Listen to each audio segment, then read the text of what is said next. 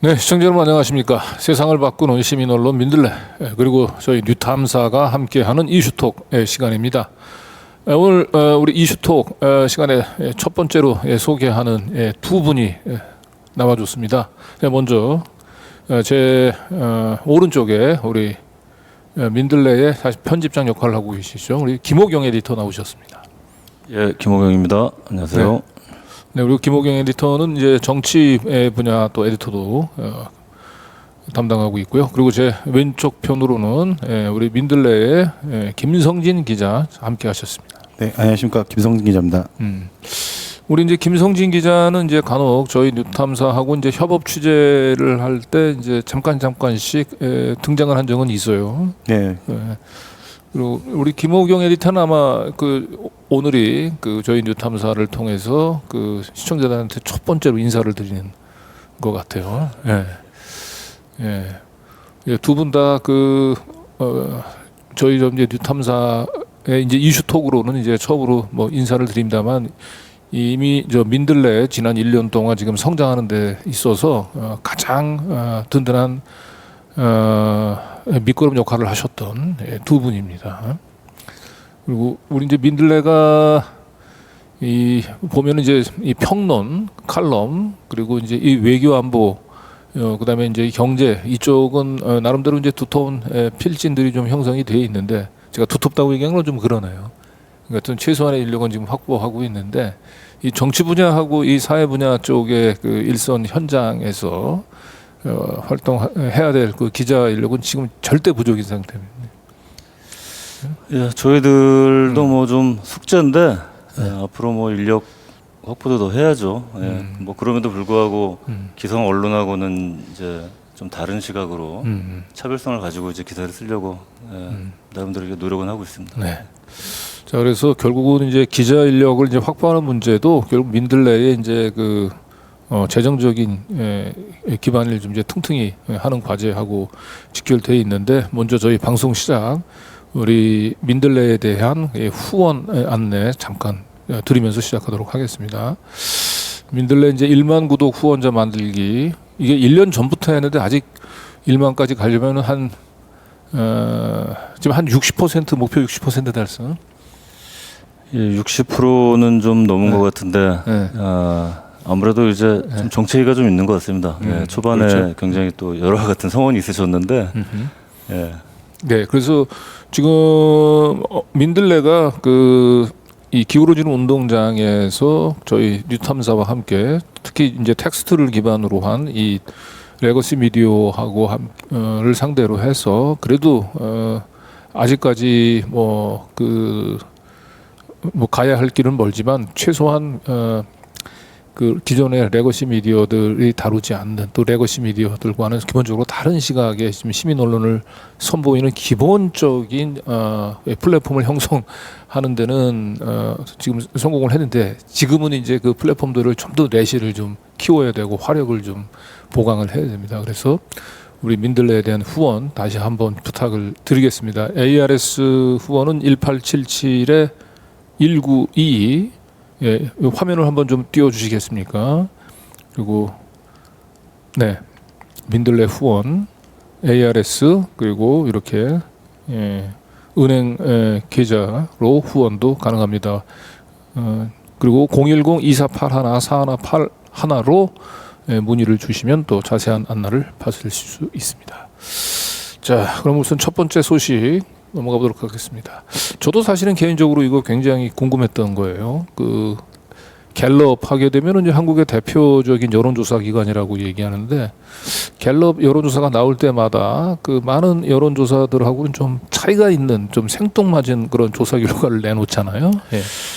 예, 이런 부분이 또 이제 민들레가 좀 다른 기성 언론하고 좀 차이가 있는 부분이고 특히 이제 소위 진보 언론이라는 이제 경향 한겨레 하고도 이제 좀 다른 부분인데 갤럽 여론조사가 이제 말씀대로 이제 대표적인 또 국내 손꼽히는 여론조사 기관이고 언론에 또 아마 가장 많이 이제 인용이 되죠.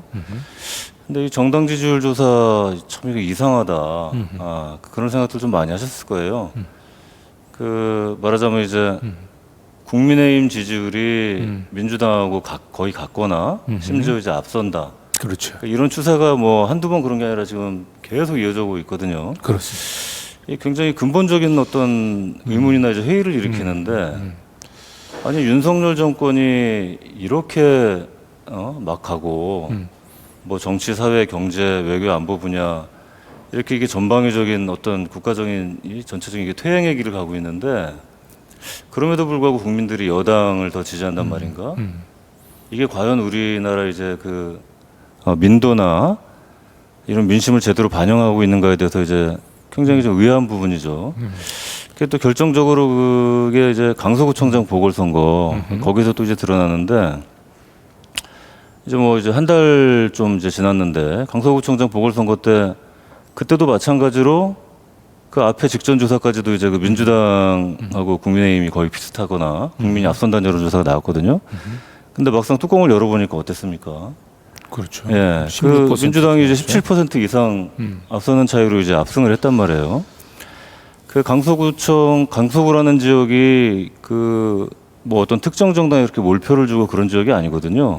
그 민주당이 뭐 다소 유리하다고는 하지만 뭐 지난 이제 대선 때나 뭐 저 총선 지방선거 쭉 보면은 선거 때마다 이제 엎치락뒤치락하고 특히 그 강서구청장 역대 그 저 민선구청장들 9번 선거가 있었는데 5번이 민주당 쪽이 되고 그 4번은 이제 그 국민의힘 쪽 후보가 당선이 됐어요. 그래서 이제 김태호 같은 후보도 당선이 됐고 그러니까 이제 그래서 이제 그 강서구청장 보궐선거가 총선을 앞두고 어떤 수도권 바닥 민심을 확인할 수 있는 어떤 지표다, 바로미터다. 그래서 이제 전국적으로 이렇게 관심이 높았던 건데 그때도 그 갤럽에서는 그 민주당이 이렇게 비슷하거나 오히려 뒤처지는. 근데 막상 뚜껑을 열었더니 아주 정반대의 결과가 나오는.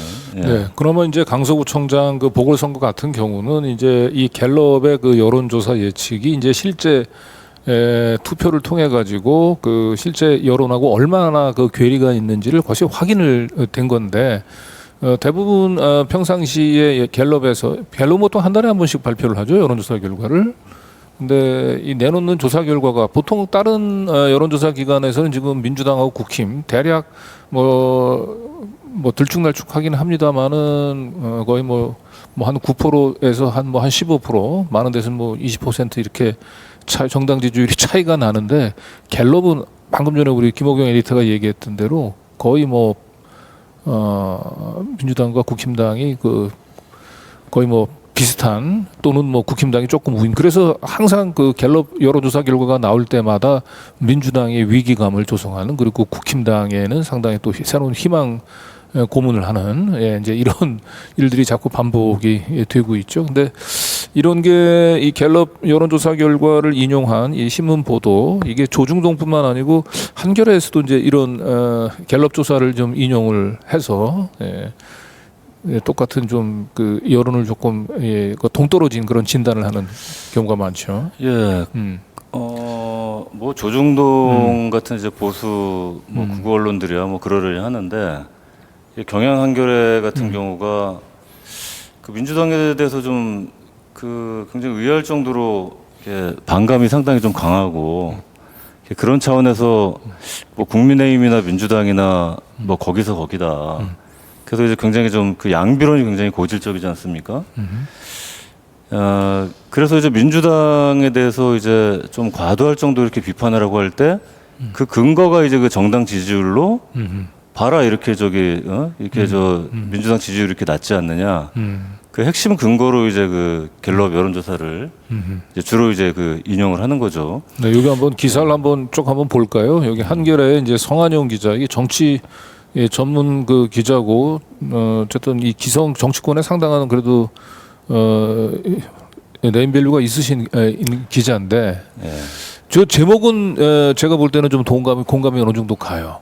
민주당의 지금 강서구청장 보궐선거 이후에 이 근거 없는 좀 낙관론에 근거는 없진 않지만 낙관론에만 휩싸여가지고 요즘 민주당이 좀 해야 될 일들을 또 조중동으로부터 또 비난을 받는 그런 역풍을 불러올 수 있는 그런 사안에 굉장히 몸살이기를 많이 하거든요. 그런데 그 근거로 제시했던 게 정당 지지율 국힘 37%, 민주 34% 이렇게. 저게 이제 갤럽 여론조사죠. 그러니까 이제 네. 뭐 민주당에 대해서 이제 타당한 비판도 물론 있고 음흠. 뭐 그 합리적인 뭐 조언 이런 부분도 있겠지만 네. 이게 글쎄 이제 그 200석 낙관론만 얘기한다는 게 뭐 사실 근데 민주당 뭐 이재명 대표라든가 뭐 어떤 지도부라든가 그 책임 있는 당직자에서 나오는 건 아니고 외곽에서 나오는 좀 얘기인데 이제 그것도 뭐 어떤 이제 다른 당들하고 이제 연대를 해가지고 그렇게 해야 된다는 그 취지가 좀 다르고 한데 아무튼간에 역시 이제 여기서도 그 이 민주당이 이렇게 저 국민의힘이 이렇게 뒤지지 않느냐 이 주요 근거로 이 갤럽 여론조사를 이제 인용을 한 건데 그 실제로 이제 좀 보면은 그 11월 3주차 정당 지지율제 조사를 좀 비교를 한 거예요. 사실 이제 갤럽뿐만이 아니라 그 전화 여론조사를 하는 그 이제 여론조사 기관들이 다 대체로 비슷합니다. 뭐 네. MBS 뭐 전국 지표조사라든가 이런 데 보면은 대체로 이제 국민의힘이 이제 민주당하고 거의 같거나 이제 더 높게 나오죠. 반대로 리얼미터 같은 이제 ARS 그 자동 응답 방식으로 조사를 하면은 민주당이 이제 훨씬 높게 나오고 근데 이렇게 조사 방식이 다르면은 비교하기가 어렵기 때문에 그 이 기사에서는 이제 그 전화 면접 가지고만 이제 비교를 해본 거예요. 그 여론조사 꽃이 그 뭐 거의 유일하게 여론조사 기관 중에 그 ARS하고 전화 면접을 이제 동시에 같이 하거든요. 그래서 이제 같이 조사를 병행을 해가지고 그 매주 월요일마다 이제 따로따로 이제 발표를 하는데 그래서 이제 같은 전화 면접끼리 한번 비교를 해보자. 그래서 갤럽하고 저 이제 여론조사 꽃하고 이제 그 비교를 한 건데 11월 3주차 보면은 갤럽에서는 국민의힘이 35%, 민주당이 33% 나왔습니다. 그 뭐 저 오차범위 내이긴 하지만 저 국민의힘이 좀 높죠. 네.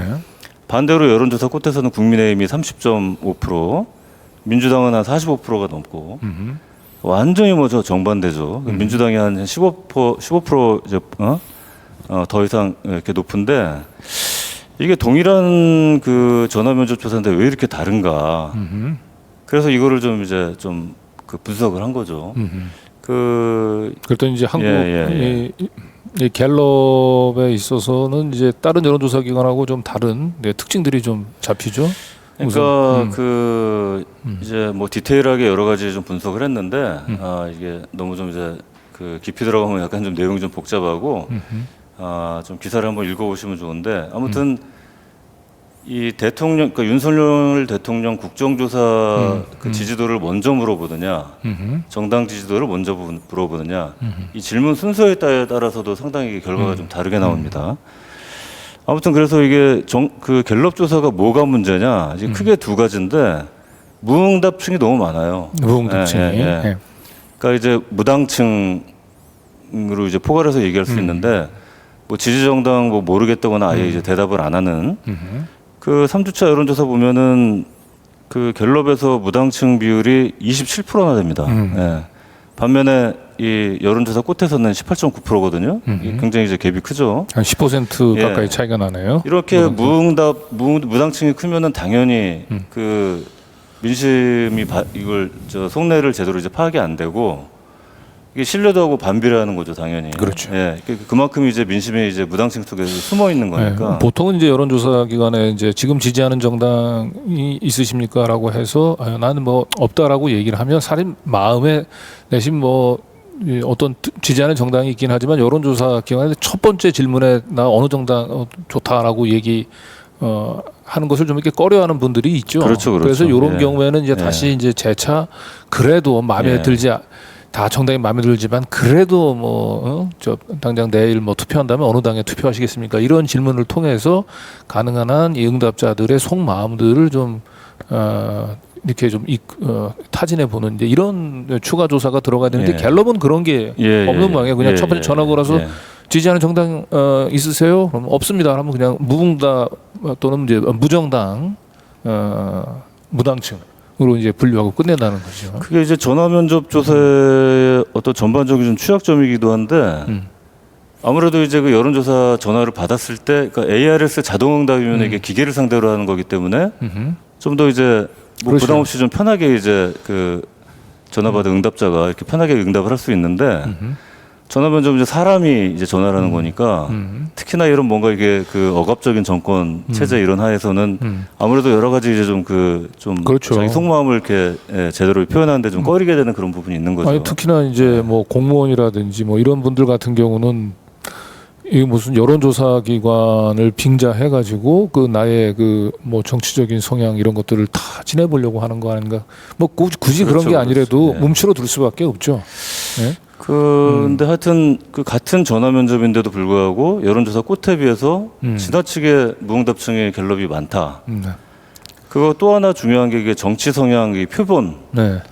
그 여론조사 하면은 이제 본인이 그 이념 성향, 그 네. 정치 성향이 이제 뭐 중도냐, 진보냐, 보수냐 이걸 물어보잖아요. 네. 이 보수층 그 표집이 너무 많아요. 네. 네. 그 갤럽 같은 경우에 보면은 이제 보수 성향이 34%, 진보 성향이 26%, 한 8%포인트 이상 그렇게 현저히 많죠. 네. 흔히 그 우리나라 보수 진보층이 보통 한 뭐 30%, 뭐 중도층이 그 중간에 한 40%뭐 이렇게 이제 이렇게 따지는데 이 갤럽 여론조사는 좀 보수층이 지나치게 많고 반면에 여론조사 꽃의 경우에는 보수 성향이라고 응답한 사람이 27%, 진보 성향으로 응답한 사람은 25%입니다. 뭐 비슷비슷하죠. 비슷비슷하네. 네. 여기서 굉장히 큰 차이가 나는 거예요. 이게 또 하나는 중도 성향이 그 갤럽에서는 중도 성향이 보수 성향보다 적게 잡힙니다. 이게 좀 거꾸로죠. 중도가 더 많아야 되는데 그 보수 성향이라고 응답한 사람이 이제 34%인데 중도 성향이 보수 성향이 이제 34%, 예. 근데 중도 성향이 28%예요. 네. 예. 보수 성향보다 훨씬 작죠. 그 여론조사 꽃에서는 반대로 중도 성향이 37%. 그러니까 이제 37%. 보수가 27%고 진보가 25%인데 중도 성향이 37%입니다. 중도 성향이 이게 제일 많죠, 포션이. 네. 그러니까 이게 굉장히 이게 이제 표본이 안정적인 모습인데 결과적으로 그러니까 이렇게 무응답층이 너무 많고 그 무응답층에 숨어 있는 그 이제 유권자들의 응답층의 어떤 그 마음을 표심을 이런 걸 제대로 캐치해내기가 어렵고 그리고 보수층에 너무 이렇게 편중되게 표본이 이게 잡힌다. 그렇게 되면은 결과적으로 국민의힘하고 민주당이 이렇게 비슷하거나 오히려 더 높게 나오는 이런 결과가 되는 거죠. 네. 그래서 뭐 조금 뭐 결론적으로 보면은 이제 갤럽 조사 같은 경우는 기본적인 이 샘플링 자체가 표본 자체가 이제 보수 그 성향에 약간 좀 그 치우친 샘플링인데다가 지금 현재 그 특히 이 검찰 독재 이 국면에서는 사실 국민의힘을 지지한다라고 밝히는 것보다 민주당을 지지한다라고 밝히는 부분들이 조금 더 심리적으로 왠지 그 좀 눈치가 보이죠. 그러니까 그렇죠. 민주당 예. 지지를 한다라고 하는 것이 조금 쉽지 않은 소위 이제 샤이심 진보라고 이제 하기도 그렇죠. 하고. 예. 그러면 대개 요 첫 번째 질문에서 그 무응답층 또는 이제 무당층으로 분류되는 분들은 상대적으로 민주당 지지 성향을 내심으로 가지고 있을 가능성이 있는 사람들인데 이 사람들을 상대로 재차 지지 정당을 물어보지 않고 그냥 바로 첫 번째 질문에서 그냥 무당층으로 분류되면 그냥 이 사람들은 민주당도 국힘당도 지지하지 않는 걸로 분류해서 넘어가다 보니까 항상 갤럽에서는 상대적으로 국민의힘 그 좀 지지층에 과다 표집되는. 그래서 이 분석 기사의 결론은 이게 이제 우리 그 강동영 그 광주대 초빙 네. 그저 그 서울신문에 이제 오래 계셨죠. 그 뭐 정치부에서 이제 국회 반장도 하시고 그 오래 근무를 했는데 이 여론조사 분야에서 또 굉장히 심층적인 기사를 네. 잘 쓰시고 그래서 맞습니다. 이제 종종 이렇게 저희한테도 이제 기고를 하고 하시는데 이 결론은 뭐냐? 그 갤럽 여론조사는 이 정당 지지율은 굉장히 좀 의미가 없는 수치다. 갤럽 지지율을 예를 들어서 지금 뭐 민주당이 위기다 또는 뭐 국민의힘이 굉장히 희망적이다. 이런 식으로 기사를 쓰는 거는 이건 허구다 이겁니다. 그래서 이제 비교를 하자면은 어느 기관의 정당 지지율이 사실에 부합하느냐.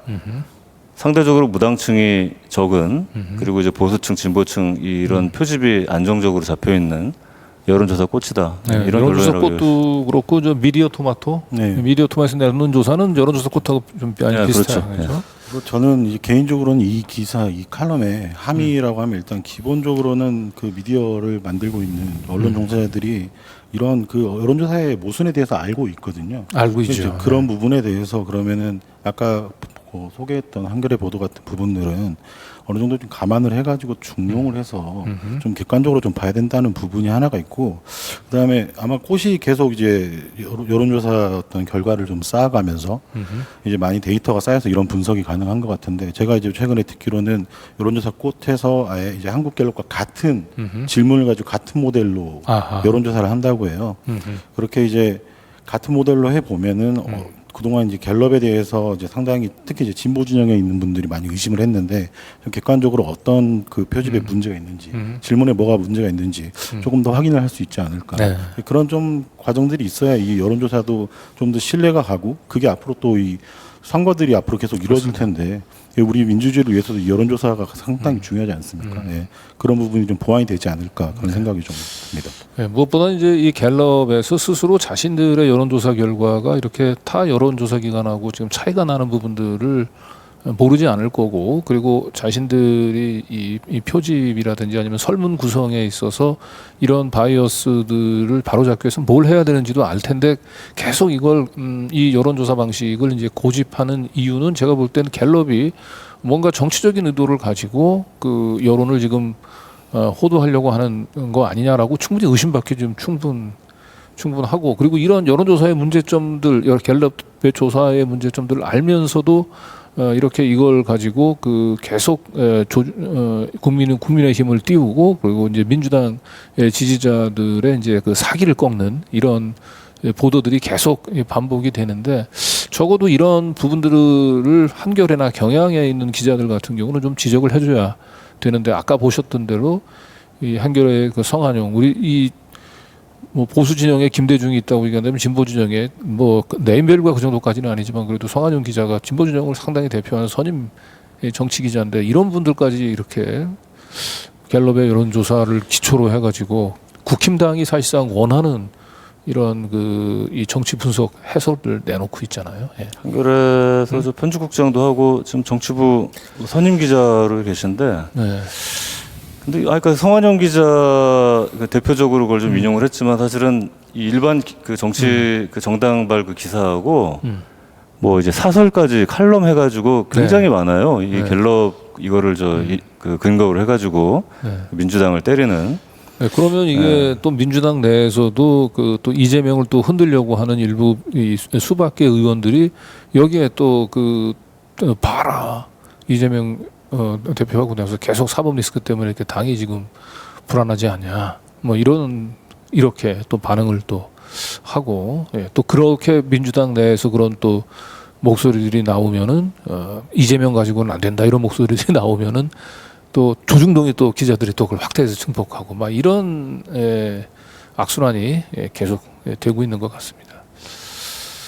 자, 이제 갤럽의 여론조사의 문제점들 이제 이 정도 짚고요. 다음은 우리 김성진 기자가 준비해 온 소식인데요.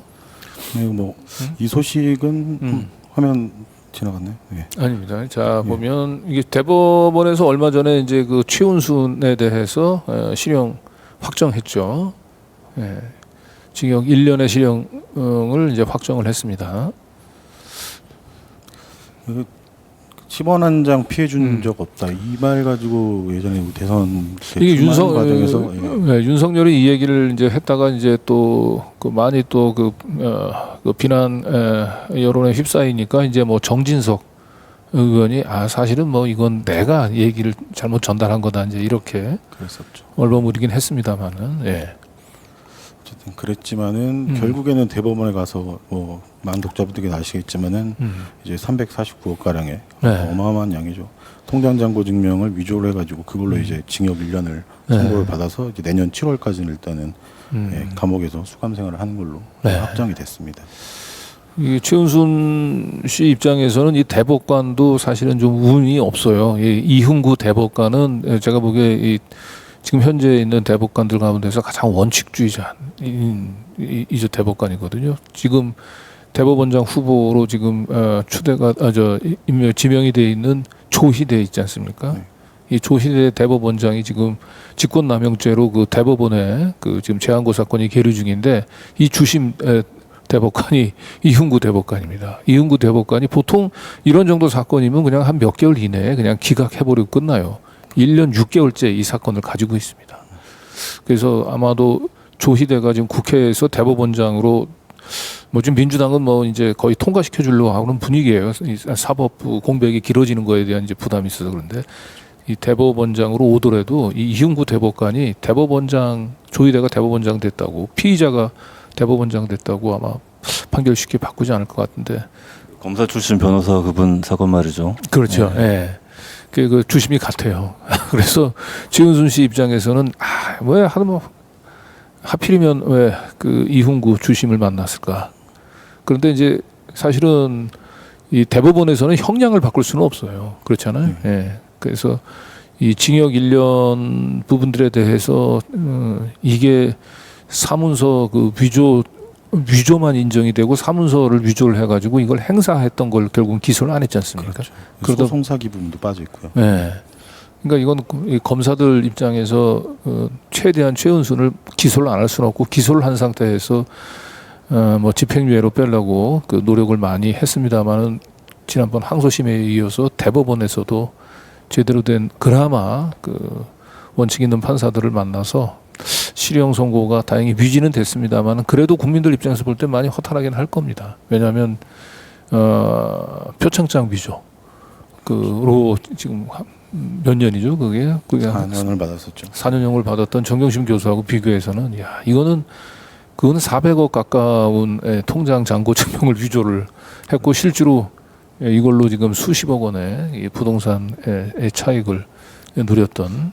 정경심 교수 같은 경우에는 4년형 받을 때 얼마나 그 많은 그 혐의를 가지고 기소를 했었습니까? 애초에 근데 이 최은순 씨 같은 경우에는 1심부터 왜 소송 사기나 그 다음에 사기 부분에 대해서 축소해서 기소가 됐는지에 대해서 재판부에서 의문을 제기를 했었단 말이죠. 그렇죠. 재판부 판사들이 먼저 의문을 제기를 했죠. 그럼에도 결국에는 같은 건으로만 기소가 돼가지고 이게 사실 최소한의 1년형을 받은 거거든요. 뭐 많은 분들이 언론 보도를 보셨겠지만은 소송 사기 같은 게 이제 다 대법원에서 양형 기준을 보면 가중인자로 되어 있지 않습니까? 이게 많이 받으면은 최대 뭐 9년까지도 늘어날 수 있는 건데 1년이면 좀 상당히 뭐 솜방망이다라고 볼 수밖에 없는 거고 이런 과정들이 이제 뭐 검사나 어떤 법원의 법조계의 어떤 뭐 눈치 보기, 뭐 원칙을 좀 벗어난 거라고 볼 수 있죠. 네. 그래도 어쨌든 그 무시무시한 이 검찰 독재 공화국의 이 사위를 대통령으로 둔 사람에 대해서 어떤 실형 선고가 이루어졌다는 건 그나마 그래도 우리가 사법부의 양심이 완전히 무너지지 않았다라고 하는 것을 확인할 수 있어서 좀 다행이긴 해요. 이제 반대로 최은순 씨 입장에서는 지금 뭐 징역 1년이라고 얘기하는 것이 뭐 상당히 본인 입장에서는 이 양형이 문제가 아니고 자기가 구속되고 이게 실형이 선고된다는 것 자체를 전혀 예상하지 못했을 거예요. 자기가 대통령의 장모인데 지금까지 잘 빠져나왔으니까 또 감히 어떤 판사 누가 대통령의 장모를 상대로 이렇게 계속 실형을 선고할 수 있을까? 지금도 본인이 그 충격에서 지금 굉장히 헤어나기 쉽지 않을 것 같은데. 20대 그래서 아주 뭐 난리 났지 않습니까? 뭐 하나님 뭐 앞에서 약을 먹고 죽겠다 뭐 해가지고 그냥 전 언론에서 대스특필이 됐었는데 그 부분이 진짜 그 최은순 씨였던 마음을 좀 정확히 좀 보여주는 거 아닌가 싶습니다. 뭐 아쉽게도 이번에는 그냥 소부심이어가지고 뭐 본인이 나오지 않는 걸로 알고 있거든요. 선고만 하고 끝났었는데 아마 감옥에서 같은 멘트를 또 외치지 않았을까. 그렇겠죠. 최은순 씨가 평생 살아온 이 삶의 문법에 비춰봤을 때 이 대통령의 그 장모가 실형을 선고된다라고 얘기하는 건 상상할 수가 없었을 거예요. 그렇습니다. 그리고 뭐 더 탐사에서도 계속 특히 강진구 기자께서 보고 계시지만은 뭐 지금 남양주 고속도로 공공지구 얼마나 더 많이 남았어요. 그렇습니다. 어제 같은 경우에도 그 김건희 씨 그 형제죠. 그 김진우 씨 김진우. 공판이 있었는데 뭐 당군일에 뭐 이런 기소가 없었다는 등 이런 말을 하고 전혀 뭐 개전의 의지가 보이지 않고 있는 상황이지 않습니까? 네. 뭐 하다못해 그 토사 같은 것도 뭐 서류가 위조됐고 현장에 가보니까 토사가 없다는 것도 보도들 통해서 다 확인이 됐는데 네. 이 일가가 좀 그런 원칙에 대해서 자신의 어떤 인적인 대통령이 공정과 상식을 이야기했는데 거기에 좀 맞춰서 본인들도 최소한 노블리스 오블리주 이런 생각을 좀 해야 되는데 전혀 그런 거에 대한 좀 거리가 먼 것 같다. 네. 안타깝습니다. 예. 예, 어쨌든 저희가 뭐 양형은 좀 문제 좀 불만이 있긴 합니다만은 그 대통령의 그 장모가 기소가 돼서 그 실형을 선고받고 그 다음에 대통령의 처남 김건희 씨의 오빠인 김진우 씨가 어쨌든 사문서 위조죄로 기소가 돼서 지금 재판을 받고 있다. 이거는 이제 어떻게 보면 검찰 제국의 그 강고해 보이던 검찰 제국에 좀 이렇게 분열이 가는 좀 징후로 이제 보여집니다만 이제 남은 사람 한 사람 남았습니다. 이제 김건희 씨 남았거든요. 예. 이 김건희 씨, 이건 우리 민들레 기사 아주 저 사진을 절묘히 잘 찾은 것 같아요. 지금의 김건희 씨의 심정을 대변하는 사진이 아닐까 싶은데. 예, 좀 이제 기도가 필요한 시간이죠. 네. 예. 근데 저분은 저 교회 가서 저러시면 안 될 것 같은데 우리 천공 선생님한테 매달리셔야 되는 거 아닌가 싶은다만. 그 대통령 장모나 네. 처남이 전혀 반성이나 지금 개전의 정이 없는 게 뭐 이 네. 사람들의 어떤 뭐 인성의 문제일 수도 있지만 이게 사실은 이제 다 검찰이 이렇게 또 지금까지 이제 봐주기 최대한 하여튼 뭐 축소해서 기소를 하더라도 어떤 솜방망이 처벌을 이제 유도를 하고 예, 그런 상황이었는데 이 김건희 이 또 여러 가지 또 그 저 우리 또 저 강진구 과거에 저 더 탐사에서도 많이 파헤쳤습니다만 이 이른바 본부장 비리 이 김건희 쪽에 그 이 대표적인 게 또 이제 도이치모터스 주가 조작 또 그 외에도 뭐 하여튼 여러 사안이 있지만 이 검찰에서 계속 뭉개고 있던 사안에 대해서 이제 김건희 특검법이 드디어 이제 온다. 예. 네. 그래서 이제 지금 그 시간이 점점 닥쳐오고 있는데 이 김건희 특검법하고 그 저 대장동 50억 클럽 네. 이게 이제, 쌍특검법이라고요. 쌍특검이라고 하죠. 이 법안이 이제 패스트트랙으로 올라가서 네. 그러니까 이제 그 저 국민의힘에서 계속 협조를 안 하고 이제 어떻게든 최대한 이걸 계속 지원을 하려고 하니까 법사위원장이 또 김도읍 저 국민의힘도 소속이고 그거를 이제 야당 의원들이 이게 사실 이게 쉬운 게 아니거든요. 그 신속 처리한 거 올리려면은 저 제적은 5분의 3의 이제 동의가 필요한데 그 180명이 필요한데 그 민주당 뭐 과반 이상이지만 이걸로는 부족하니까 정의당 뭐 나머지 저 기본소득당 뭐 진보당하고 이제 무소속들까지 다 해가지고 182명이 그걸 이제 제출을 해가지고 그 신속 처리안건 이제 패스트트랙으로 지정이 된 거예요. 그래서 이제 국민의힘이 반대를 하든 말든 간에 그 전달 10월달에 저기 이게 국회에 이제 부의가 됐습니다 본회의에. 네. 그러니까 이제 안건으로 이제 그 이제 일단 보고가 일단 된 거죠 본회의에. 그러면 이거를 이제 또 여기서 또 이제 최장 60일 동안 이게 그 본회의 그 숙려 기간이라고 60일 지나면 또 자동으로 상정이 됩니다. 네. 그래서 보통은 다 이제 12월 말 네. 이때쯤이면 이게 처리가 되겠구나 예상을 했는데 네. 민주당이 이걸 땡겨가지고 이제 그 먼저 처리하겠다는 거예요. 뭐 자동 상정까지 기다릴 거 없이 우리가 우리 의석으로 바로 그냥 상정을 해버리겠다. 네. 그래서 이제 정기국회가 이제 12월 10일까지인데 12월 10일 안에 무조건 이걸 최대한 빨리 하고 그래서 지금 디데이로 지금 30일이 지금 유력하게 나오고 있거든요. 이번 달 이달 30일. 30일이나? 다음 주에요, 다음 주. 네. 예.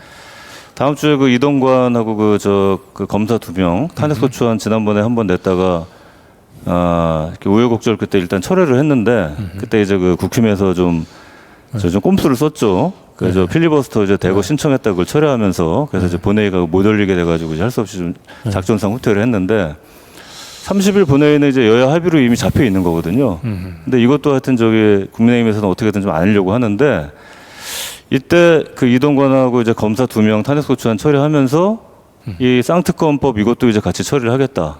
예. 지금 뭐 홍익표 민주당 원내대표는 이제 30일 또 늦어도 이제 12월 8일에는 이제 처리하겠다라고 했고요. 이제 뭐 관건은 이게 특검법이 국회를 통과하는 것은 이제 거의 이제 기정사실인 것 같고요. 그렇습니다. 예. 민주당이 사실은 이걸 뭐 특검법 통과 안 하면 사실 총선 포기하는 거죠. 무조건 통과는 시킬 것 같은데 그러면 문제는 결국은 윤석열이 이 특검법에 대해서 거부권을 행사할 것인가? 뭐 이거 하나 변수가 남은 것 같아요. 그렇죠. 이게 그 특검법안 그 통과 요건은 이제 재적 의원 과반 출석의 과반동이기 때문에 네. 뭐 민주당 힘 혼자 단독으로도 얼마든지 가능하고 이제 다른 야당들도 다 이제 동의하기 네. 때문에 이건 그냥 통과는 기정사실이에요. 네, 근데 이건 이제 또 뭐, 익명이 아니라 실명으로 하기 때문에 예. 이 특검법 반대하는 건 뭐 사실 공천을 포기한 거나 다름없을 것 같아요. 민주당 의원들은 통과될 것 뭐 같고요. 문제 이게 말씀대로 이제 남은 관건은 이제 윤석열 대통령이 네. 이걸 거부권을 행사할 거냐 이거죠. 네. 그 뭐 지금까지 뭐 양국관리법이나 뭐 간호사법 이런 거 다 거부권 계속하고 뭐 앞으로 뭐 무슨 노란봉투법이니 뭐 방송 3법 뭐 다 한다고 하는데 이거는 이제 다른 법안들하고는 다르다. 김건희 특검법 이건 본인이 이제 친인척 그 가족에 대한 그 특검법안이기 때문에 이거를 당사자 이거 이해충돌 당연히 이게 이게 해당이 되는 건데 이거를 거부를 한다? 일단 이거는 굉장히 국민적인 아주 그 저항이 아주 극심할 수밖에 없죠. 네. 다른 지금까지 거부권 행사하고는 달리 이거는 여론조사 해보면 이제 김건희 특검법에 대해서는 압도적인 국민 다수가 이거 찬성을 합니다. 심지어 거의 맹목적으로 윤석열 대통령을 지지하는 그 TK 대구 경북 쪽에서도 훨씬 높아요. 한 60% 가까이가 이제 찬성을 하고 이제 반대는 이제 얼마 안 되거든요. 대구 경북에 계신 분들 속내를 들어보면 어떤 얘기를 하냐면 윤석열은 뭔가 잘하고 싶은데 윤석열은 잘할 수도 있는데 김건희 때문에 못한다. 이 처가 때문에 그런 얘기가 있기 때문에 이참에 털고 가자. 대구 경북 쪽에서는 김건희 특검법 통해서 차라리 이제 윤석열의 부담을 줄여줘야 된다 이런 생각을 하실 수도 있어요. 그쪽 분들. 그래서 그 일반적으로는 야 이거를 특검을 받으면은 그러면 이제 그냥 연말부터 이제 특검 임명되고 뭐 예를 들어서 뭐 이성윤 전 서울중앙지검장 그 윤석열하고 이제 뭐 동기고 이제 연수원에서 뭐 같은 조 같은 반까지 했다는데 이분 지금 지금 뭐 친윤 검찰 아주 지금 탄압당해가지고 지금 법무연수원 지금 뭐 연구위원으로 가 있지 않습니까? 이런 분 특검 맡기면은 아주 철저히 파헤칠 거란 말이죠. 그럼 이제 총선 때까지 이제 특검발 뉴스가 계속 나올 텐데. 그럼 뭐 선거 하나만 아니냐. 그래서 아마도 거부권을 행사할 거라는 의견이 아무래도 많긴 한데, 야 이것까지 만약에 거부권 행사했다가는 진짜 이게 여론이 장난 아닐 거다. 이준석 같은 전 대표 같은 경우에는 뭐 대통령 지지율 한 5%에서 10%는 출렁일 거다.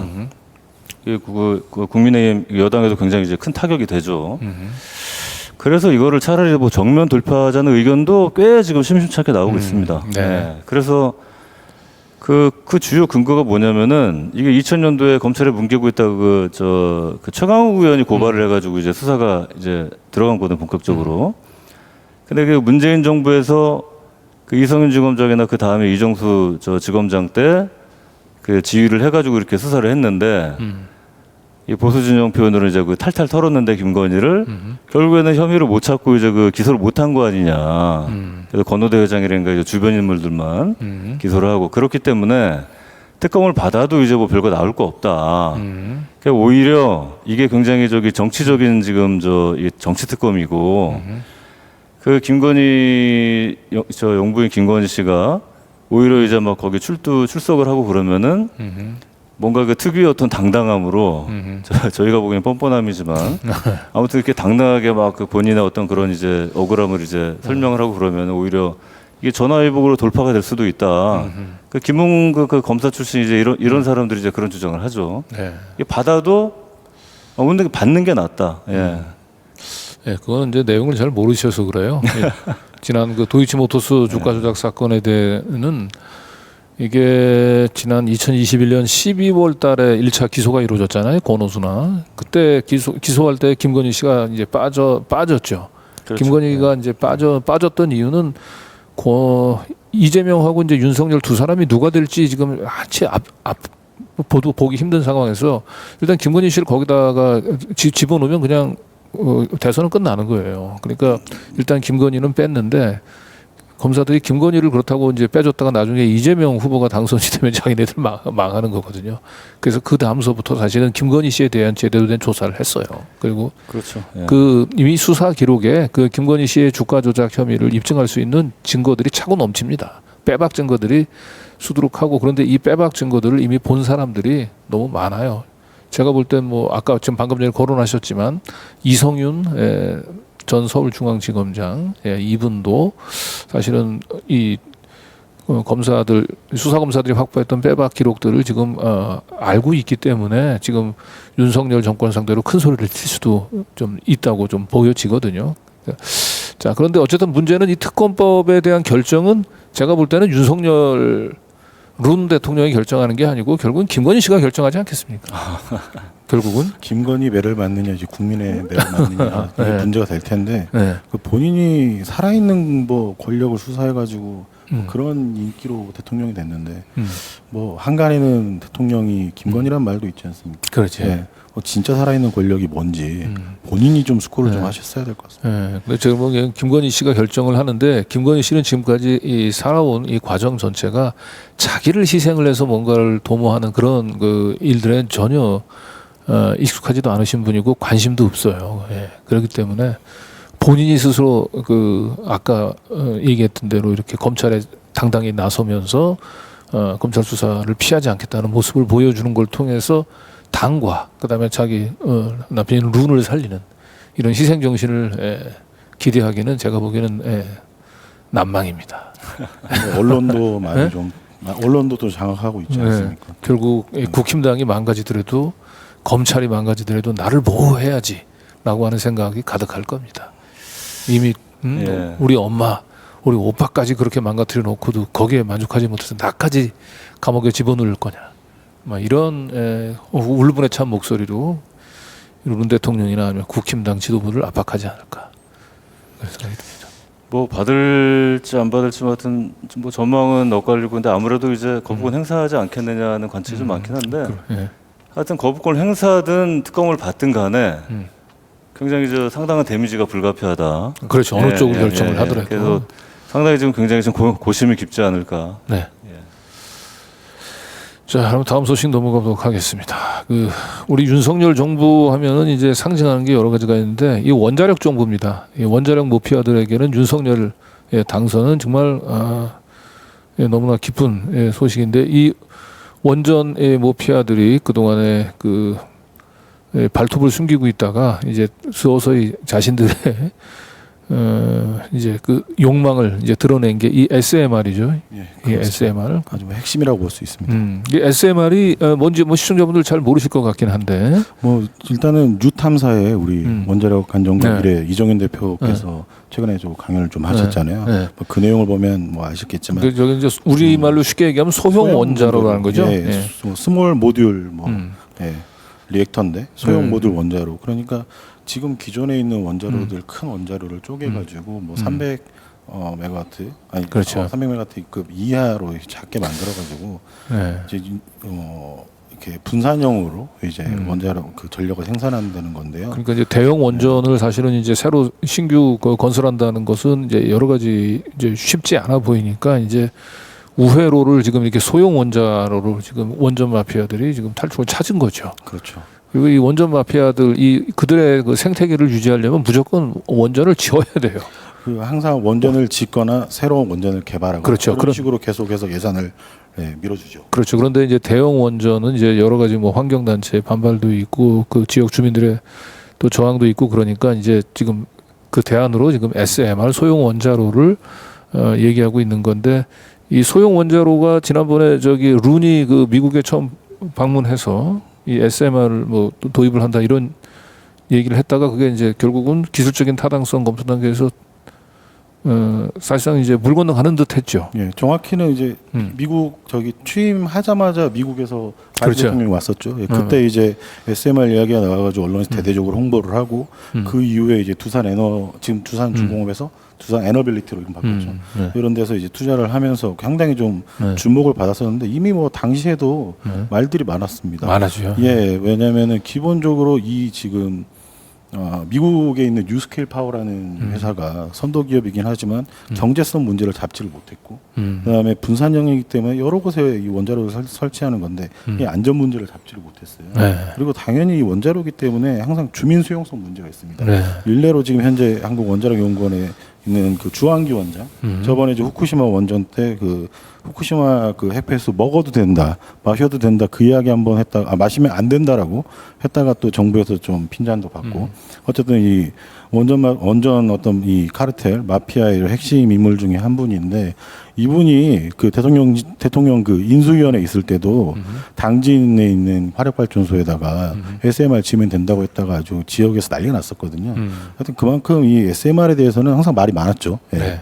그래서 사실은 이제 SMR 같은 경우는 사실은 뭐 사실상 이제 그 사업을 포기하는 거 아니냐라고 그런 관측이 우세했는데, 이번에 정부 예산을 보니까 그 SMR 예산이 무려 780%가 증액이 됐습니다. 예, 아주 지금 뭐 아시겠지만은 R&D 예산 얼마나 깎였습니까? 네. 16.6% 유사일에 이런 적이 없다. 네. 이런 말이 나오는데, 원전 예산은 뭐 SMR은 뭐 780%는 뭐 당연한 거고, 다른 예산들도 아주 다들 막 올랐죠. 예. 네.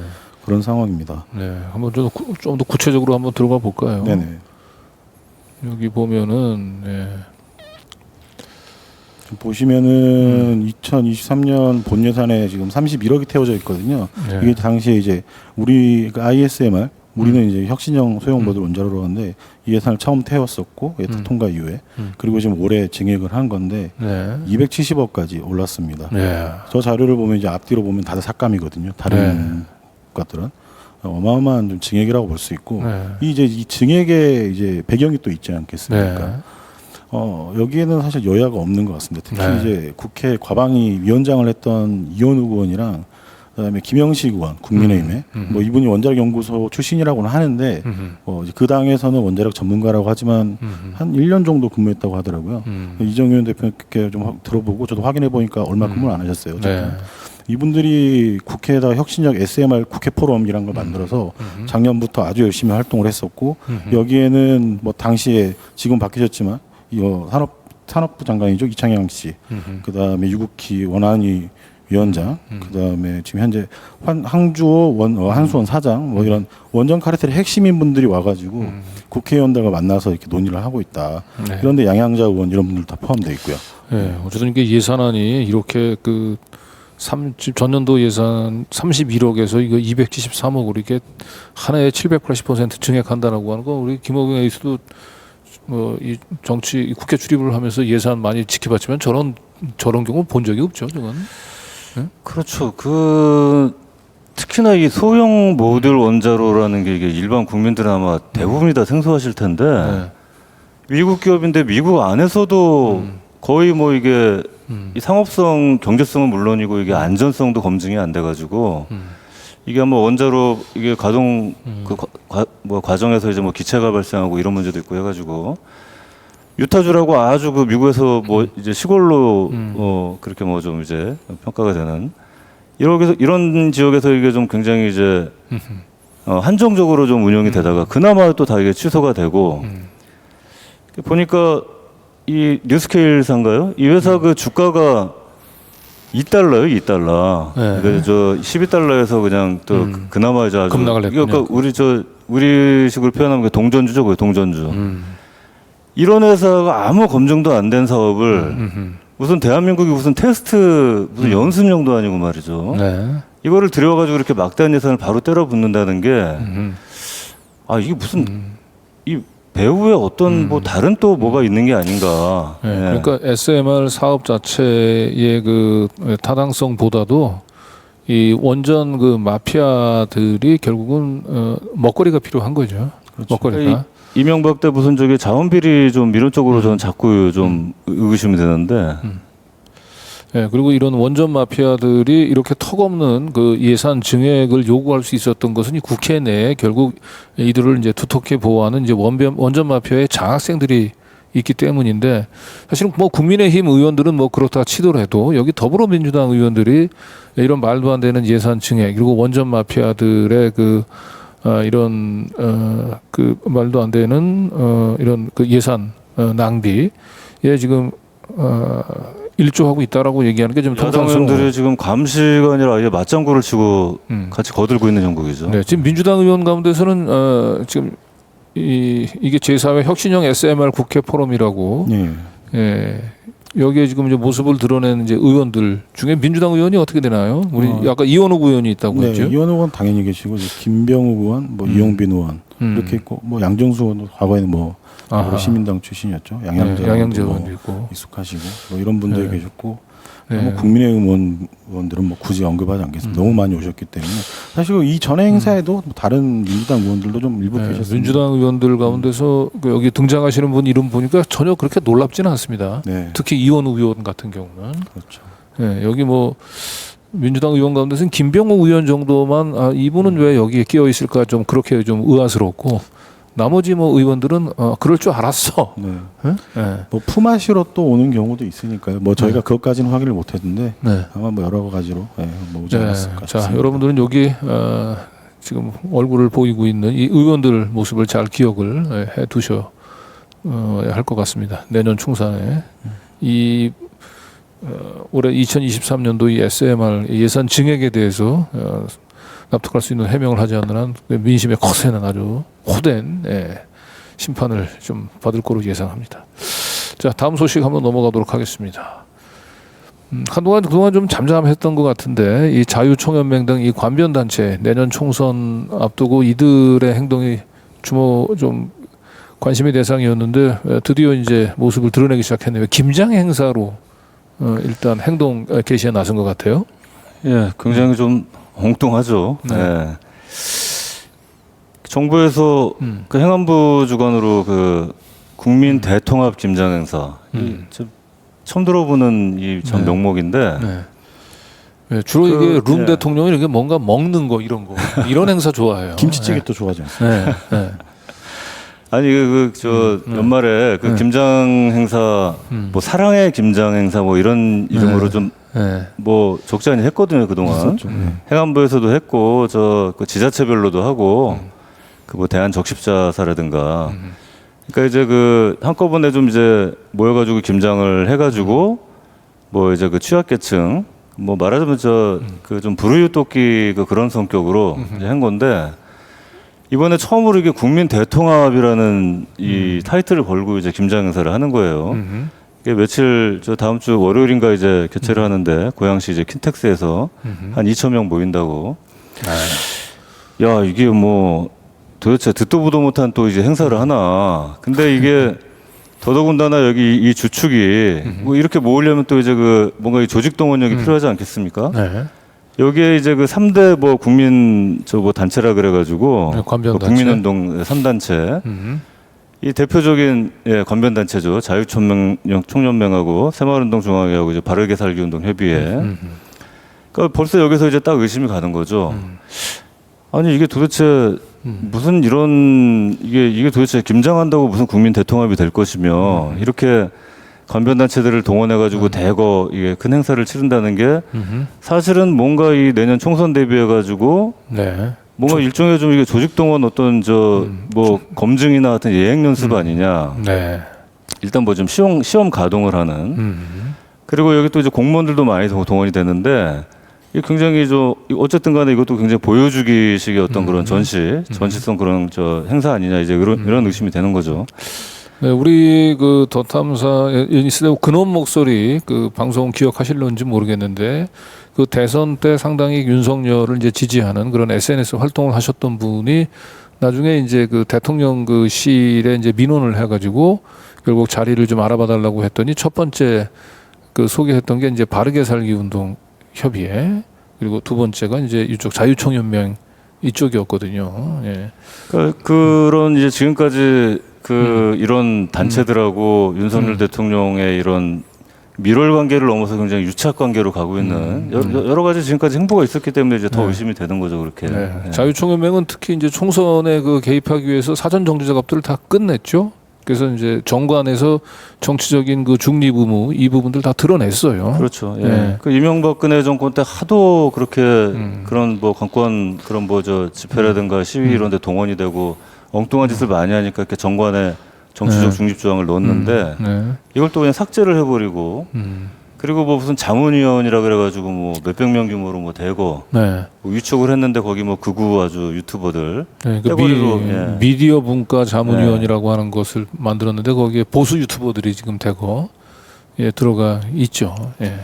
자유총연맹뿐만이 아니고 그 바르게 살기 운동협의회, 그러니까 이들 단체들이 다 네. 이게 다 저 그 전두환 노태우 때다 만들어진 이 네. 단체들입니다. 네. 그런데다 예, 맞습니다. 특히 문제가 여기는 다 이제 그 육성법이 다 각각 있어요. 그래가지고 이제 그 정부하고 지자체 그 보조를 받거든요 매년.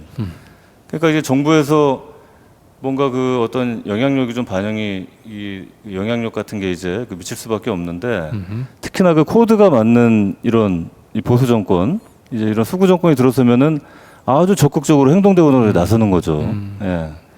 그래서 윤석열 정권 들어가지고 이제 보조금을 팍팍 올려줍니다. 예. 이게 문재인 정부 때 이 세 개 단체 이게 총액이 한 500억대 뭐 그러다가 2021년 이제 그 615억이었는데 2022년에 731억 팍 뛰고 2023년도에 777억 원. 그러니까 이렇게 이제 그 이 보조금 이제 팍팍 밀어주면서 그러면서 이제 그 지금 잇따라서 지금 여기 행사장에 계속 참석을 하거든요. 이 자유총연맹하고 그 바르게 살기 운동협의회 대통령이 직접 가가지고 이제 뭐 축사하고 그랬는데 이런 단체 그 대통령이 직접 참석한 게 그 1999년에 그 김대중 대통령 때 이후로 한 24년 만이에요. 김대중 대통령은 아시겠지만 굉장히 어떤 그 이제 뭐 용공 뭐 빨갱이 이런 쪽으로 계속 이제 그 몰리면서 어떤 일종의 좀 레드 컴플렉스가 있었죠. 그래서 이제 DJP 연합도 하면서 이제 보수층 끌어안기라는 어떤 그런 목적을 위해서 이제 이런 단체도 찾아가고 한 건데 그들은 아무 대통령도 그런데 안 나갔는데 윤석열 대통령이 계속 연달아서 여기 참석을 합니다. 네. 예, 그러면서 이제 이렇게 그 보조금 이제 올려주고 그리고 여기에 화답해가지고 자유총연맹 아주 제일 적극적이고 바르게 살기 운동협의회 같은 경우에도 무슨 그 안에 가짜뉴스 추방운동 본부를 만들었어요. 네. 그래가지고 이거 가지고 무슨 집회도 하고 아주 정부 지금 기조에 아주 적극 발맞춰가지고 뭐 명만 주면 우리 뭐 당장 달려들겠다. 예. 네. 우리 대선 때 이제 그 윤석열 룬 대통령의 별명이 이제 빙하 타고 온 룬이었는데 이분의 그 평소 뭐 어법이라든지 아니면 이렇게 하는 그 대통령이 돼서 하는 그런 행사들 이런 걸 보면은 거의 이분의 그 사고는 그 7, 80년대에 그냥 머물러 있는 것 같아요. 이 관변 3단체가 조금 정신을 차리셔야 되는 게 요즘 우리 대통령께서 가시는 곳마다 예산이 깎이지 않습니까? 제가 오기 전에 이제 요 세 단체 행안부에서 보조금 예산을 좀 확인을 했는데 이제 올해는 아주 급증을 했는데 내년에는 다 깎였습니다. 일단 기본적으로 다 깎였고 새마을 OD 공적개발원조 빼고는 다 삭감된 상태거든요. 근데 뭐 다른 쪽으로 뭐 챙겨줄 수는 있겠죠. 저희가 뭐 감시를 해야 되는 문제지만 어쨌든 참 모순인 것 같습니다. 이렇게 이용하고 또 버리고.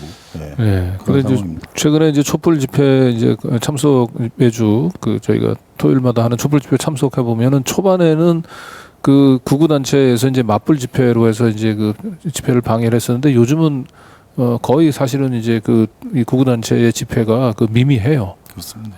근데 이제 아마 그런 것들을 보면서 더 이들은 아마 이제 좀 다짐을 하지 않았을까.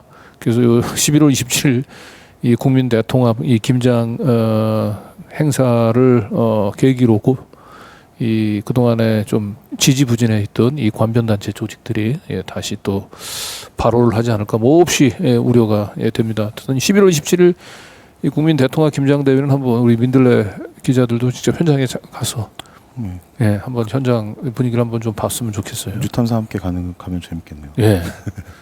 우리 현장 고발 한번 좀 기획해 보도록 하겠습니다. 자, 그 다음 소식은 이게 지금 현재 전국의 가장 뜨거운 감자가 됐죠. 우리 이정섭 수원지검 차장 검사의 이제 처남댁의 폭로로 그 동안에 이 검찰 가족으로 알려져 있던 사람들의 이 폐해 검사 를 이용한 이 일반 호가 호의가 어느 정도인지 폐해가 어느 정도인지를 아주 적나라하게 드러났죠. 뭐 사람들은 영화를 보는 것 같다라고 말을 할 정도의 저도 뭐 처음 인터뷰 들었을 때 상당히 충격이더라고요. 우리 과거에 박근혜 정부 때 내부자들이라는 영화 나왔을 때 저희들 사실 이 청년층이나 뭐 친구들 말 들어보면은 아 이런 게 현실이겠어 했는데 진짜 현실로 일어났는데 네. 영화 더킹 나왔을 때도 이 검사를 우리 정치 검사를 좀 주제로 한 영화잖아요. 그 영화 나왔을 때도 아이고 이거 좀 과장이 심한 거 아니야라고 했는데 아 이거 진짜 있었구나 싶은 현실적인 예, 장면이었죠. 그래가지고 네.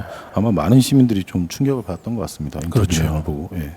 그러니까 이 우리 저 대통령의 멘토로 알려져 있는 그 심평 전 교수, 판사 출신의 이제 심평 전 경북대 교수분이 이제 사실은 이 대선 때 저쪽 룬으로 이렇게 전향하기 전까지만 해도 저하고 개인적으로 좀 가까웠던 분입니다, 이분이. 근데 내가 이제 그 검찰 개혁 시리즈를 하면서 이제 그분한테 자문을 구했을 때 이분이 저한테 했던 표현이 검찰 가족이라고 한 표현을 썼거든요. 근데 나는 검찰 가족하면 뭐 검사들이라든지 검찰청에 일하는 뭐 일반 수사관이나 이런 줄 알았는데 이분은 검찰 가족이라고 얘기하면 검사들과 친인척까지 포함을 해서 검찰 가족이라고 얘기하고 이 검찰 가족에 대해서는 검사들이야말로 한없는 특권들 를 부여하고 있다라고 이제 얘기를 했는데 이정석 검사의 이 가족들이 어떻게 보면 그 심평 교수가 얘기했던 검찰 가족에 딱 들어맞는 그런 일화가 아닌가 싶어요. 하나하나 좀 볼까요? 이번에 그 천암댁에 폭로했었던 이정석 검사 가족들의 비행을 뭐 여러 가지 이야기가 있지만 이게 올해 2월 6일, 뭐 7일로 넘어가는 그날 밤에 있던 일이라고 합니다. 그날 이제 강미정 씨가 딸과 함께 이제 집에 들어갈 수 없어가지고 남편 그 처남 조모 씨죠. 예, 그분 그러니까 이정석 검사의 처남이자 이제 본인의 남편 조모 씨가 마약을 하는 것 같아가지고 위협을 느껴서 신고를 해서 경찰들이 와가지고 심각하게 보고 본인의 이야기도 듣고 그 동안에 뭐 영상 자료 이런 걸 다 봤다고 해요. 근데 그 와중에 장인어른 그러니까 이정석 검사의 장인어른 이제 처남의 아버지죠. 그분께서 전화를 해가지고 너 누구냐 어디서 왔냐 이 말을 한 뒤에 갑자기 아마 수서 경찰서로 추정이 됩니다. 거기 경찰서에서 형사들에게 전화를 했더니 형사 한 분이 전화를 끊으면서요. 우리 들어오래. 그만하고 들어오라는 거죠. 그래가지고 이제 들어가면서 한다는 말이 본인이 검사를 거부하면 강제할 수 없기 때문에 철수해야 된다. 그러니까 형사소송법상 본인이 동의를 하지 않았기 때문에 머리카락도 신체 일부기 때문에 압수를 할 수 없다 하고 그냥 간 거예요. 현직 경찰들한테 다 물어봐도 거의 현행범이지 않습니까? 그렇죠. 이런 경우에 최소한 뭐 머리카락까지는 안 되더라도 증거물들 임의로 제출한 것들이 있다고 해요. 그때 카트리지나 이런 걸 좀 검사를 했었어야 되는데 넘어가는 상황이다. 이번에 뭐 몰랐습니다. 이태원 그 참사의 그 심지어 이제 그 희생자들을 뭐 이 마약을 채취하겠다고 강제로 유족들 반대에도 불구하고 부검을 했던 거와 비교하면은 거의 직접 가장 가까이 있는 가족의 이제 신고를 받고 경찰이 출동했던 거 아닙니까? 그렇죠. 그런데 이제 본인이 스스로 처음서부터 이제 이런 판단을 해서 철수했다고 하면 모르겠는데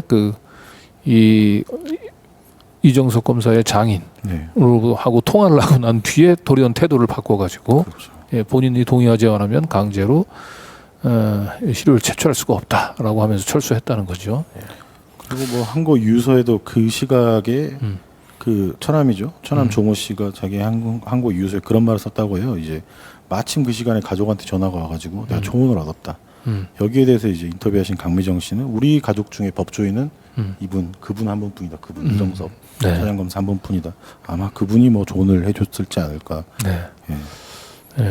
그러니까 이 이정석 검사의 사례는 다 보면 왜 최은순 씨가 그렇게 그 검사 사이 급급했는지. 자, 그럼 좀 드러나죠. 두 번째 한번 사례를 보도록 하겠습니다. 이게 이제 그 이후의 일이죠. 이제 그날 철수를 하고 다음 날에 이제 강 씨가 바로 또 갔다고 해요. 경찰서 수사서에 가서 남편을 고발을 한 거죠. 그런 과정에서 마약, 머리카락, 뭐 대마 카트리지 이런 게 이제 조사가 안 되다 보니까 그러면 내 휴대전화에 있는 거라도 가져가라. 그래가지고 그 중에 이제 압수물 중에 리스트 중에 하나가 SD 카드였는데 포렌식하라고 보냈는데 가서 서울청 가서 봤더니 없더라.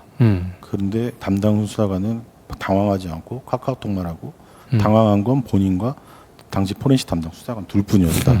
그러니까 수사관의 행동을 봤을 때 없어진 건 이미 알고 있지 않았냐라고 이제 강 씨는 좀 의심을 하시는 것 같아요. 그리고 뭐 이전에 이미 여러 차례 이야기를 했는데 수사관이 6번이 바뀌었다고 하잖아요. 그 부분도 상당히 좀 수상하고요. 네. 이런 것들을 종합했을 때 계속 그런 이야기가 나오는 거죠. 이제 이정섭 차장검사의 그 배우가 있어서 봐주기나 수사 무마를 한 거 아니냐.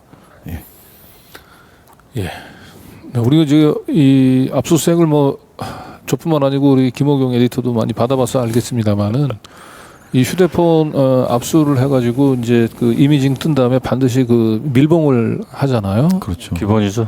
그래서 밀봉을 하고 이제 그 당사자가 입회하에 이제 밀봉을 풀고 이제 포렌식을 이제 진행을 하는데 이 경우는 이렇게 밀봉을 해서 그 보냈는데 결국 그 밀봉 안에 들어있던 SD 카드가 지금 사라졌다는 거 아니에요? 그렇죠. 그러면 이거는 보통 그 이 담당 수사관이나 아니면 뭐 이런 포렌식 담당하는 이 담당자들 입장에서는 이거 엄청나게 큰 일인 거예요, 이거. 그럼요. 이거 뭐 본인 이거 저 심할서뿐만 아니고 거의 이건 뭐 예 뭐 아주 강하게 징계를 받아야 할 상황이죠. 그렇죠. 이건 중징계가 예. 예상하는 그 범죄를 사실은 어떻게 보면 은폐하는 걸로 의심을 받을 수도 예. 있고. 증거물 오염을 막는다는 이유로 이제 밀봉을 하고 그렇죠. 처리를 하는 건데 이게 봉투가 열려 있기만 해도 이게 큰일 나는 거거든요. 그렇죠. 아예 그냥 안에 내용물이 없어졌다는 게 말이 안 그런데 되죠. 정작 이 부분들에 대해서 가장 놀랍고 두려워하고 전전긍긍하고 발을 동동 굴러야 될 수사관이 아무런 내색 없이 태연하게. 계속 카카오톡만 했다.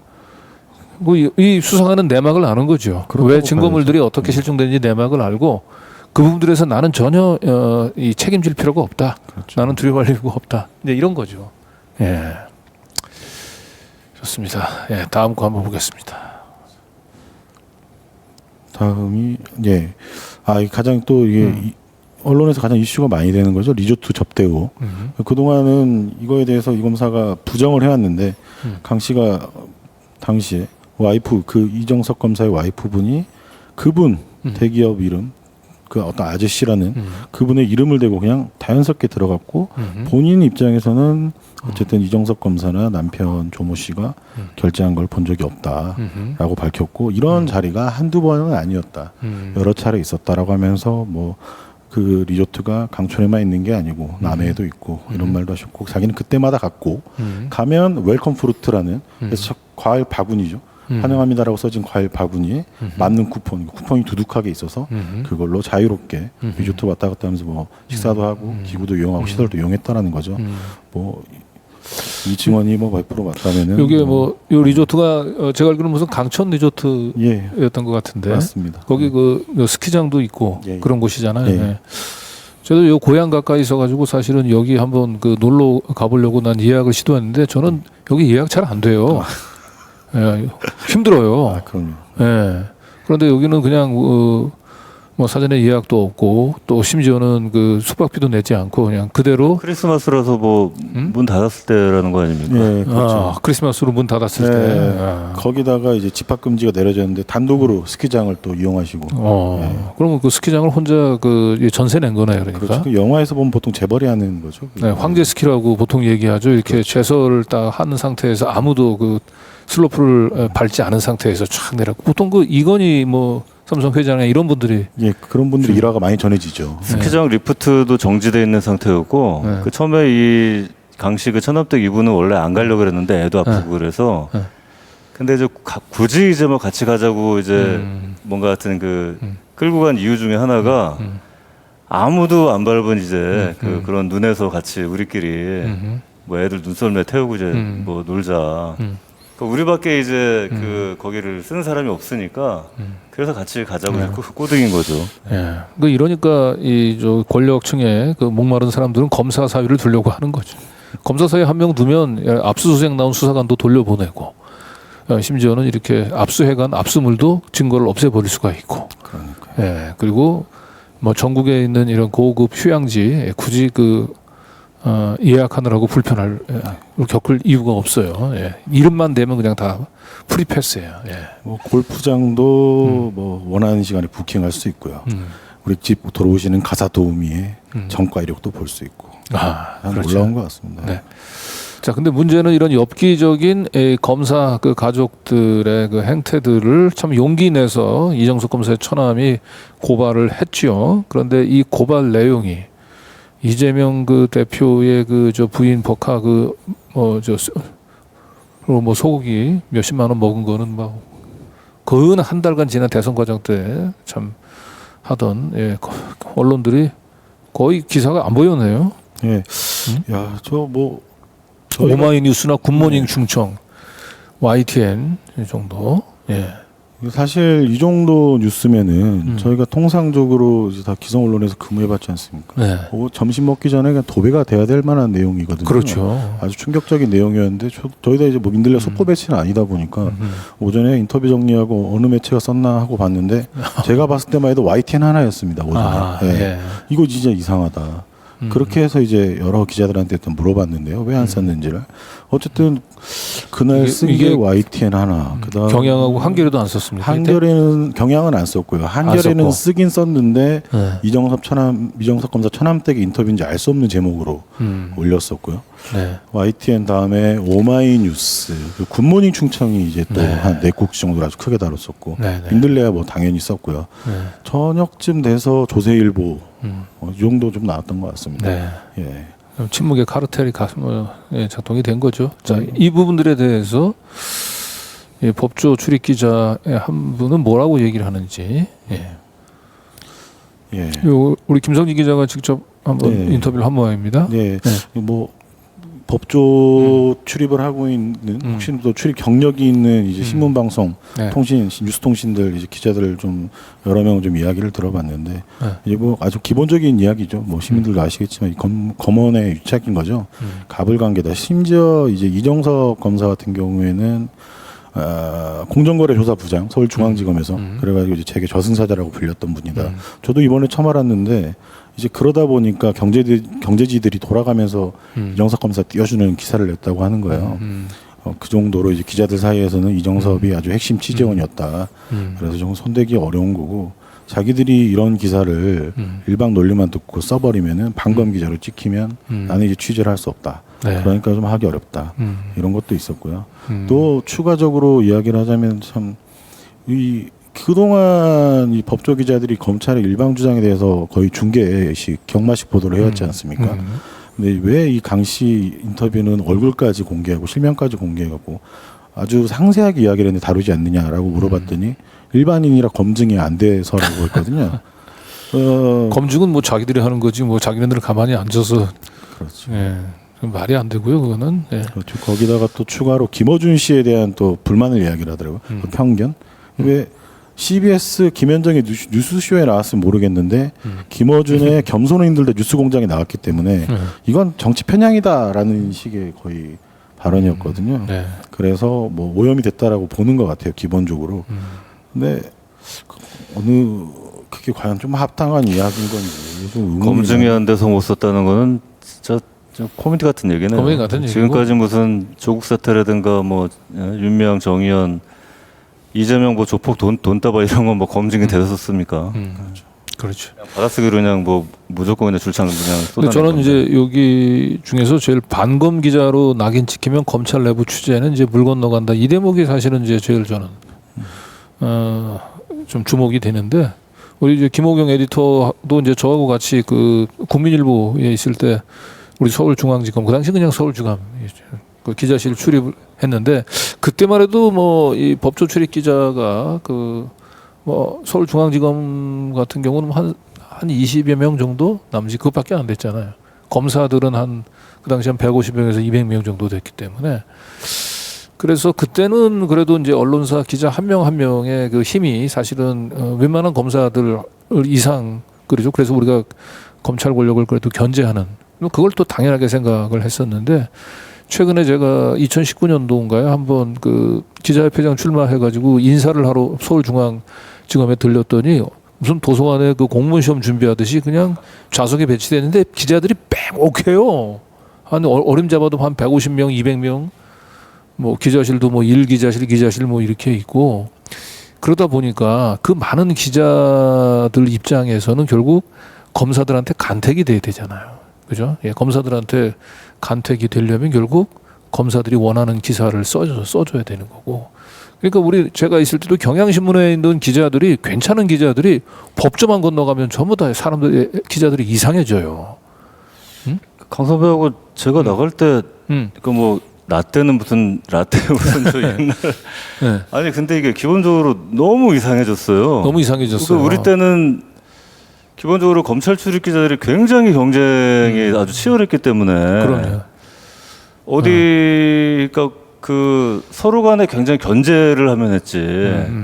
그리고 그 검찰 조지는 기사도 뭐 저 속된 말로 그 검찰 조지나 비판하는 그렇죠. 기사도 아주 심심치 않게 썼거든요. 그렇죠. 좀 뭐 과하다 싶을 정도로 막 쓰고 그랬었는데 그 유명한 기사였잖아요. 네. 왜 12.12.5.18 관련해서 처음에는 성공한 쿠데타는 처벌할 수 없다고 결론을 냈다가 바로 그 당시에 이제 YS가 이제 불호령을 내리니까 이제 바로 그 결정을 뒤집고 수사를 해버렸잖아요. 근데 그걸 가지고 그때 그 한겨레에 있던 우리 저 김인현 기자 그 이제 기자 칼럼으로 쓰면서 첫 번째 줄이 그거였잖아요. 우리는 개다.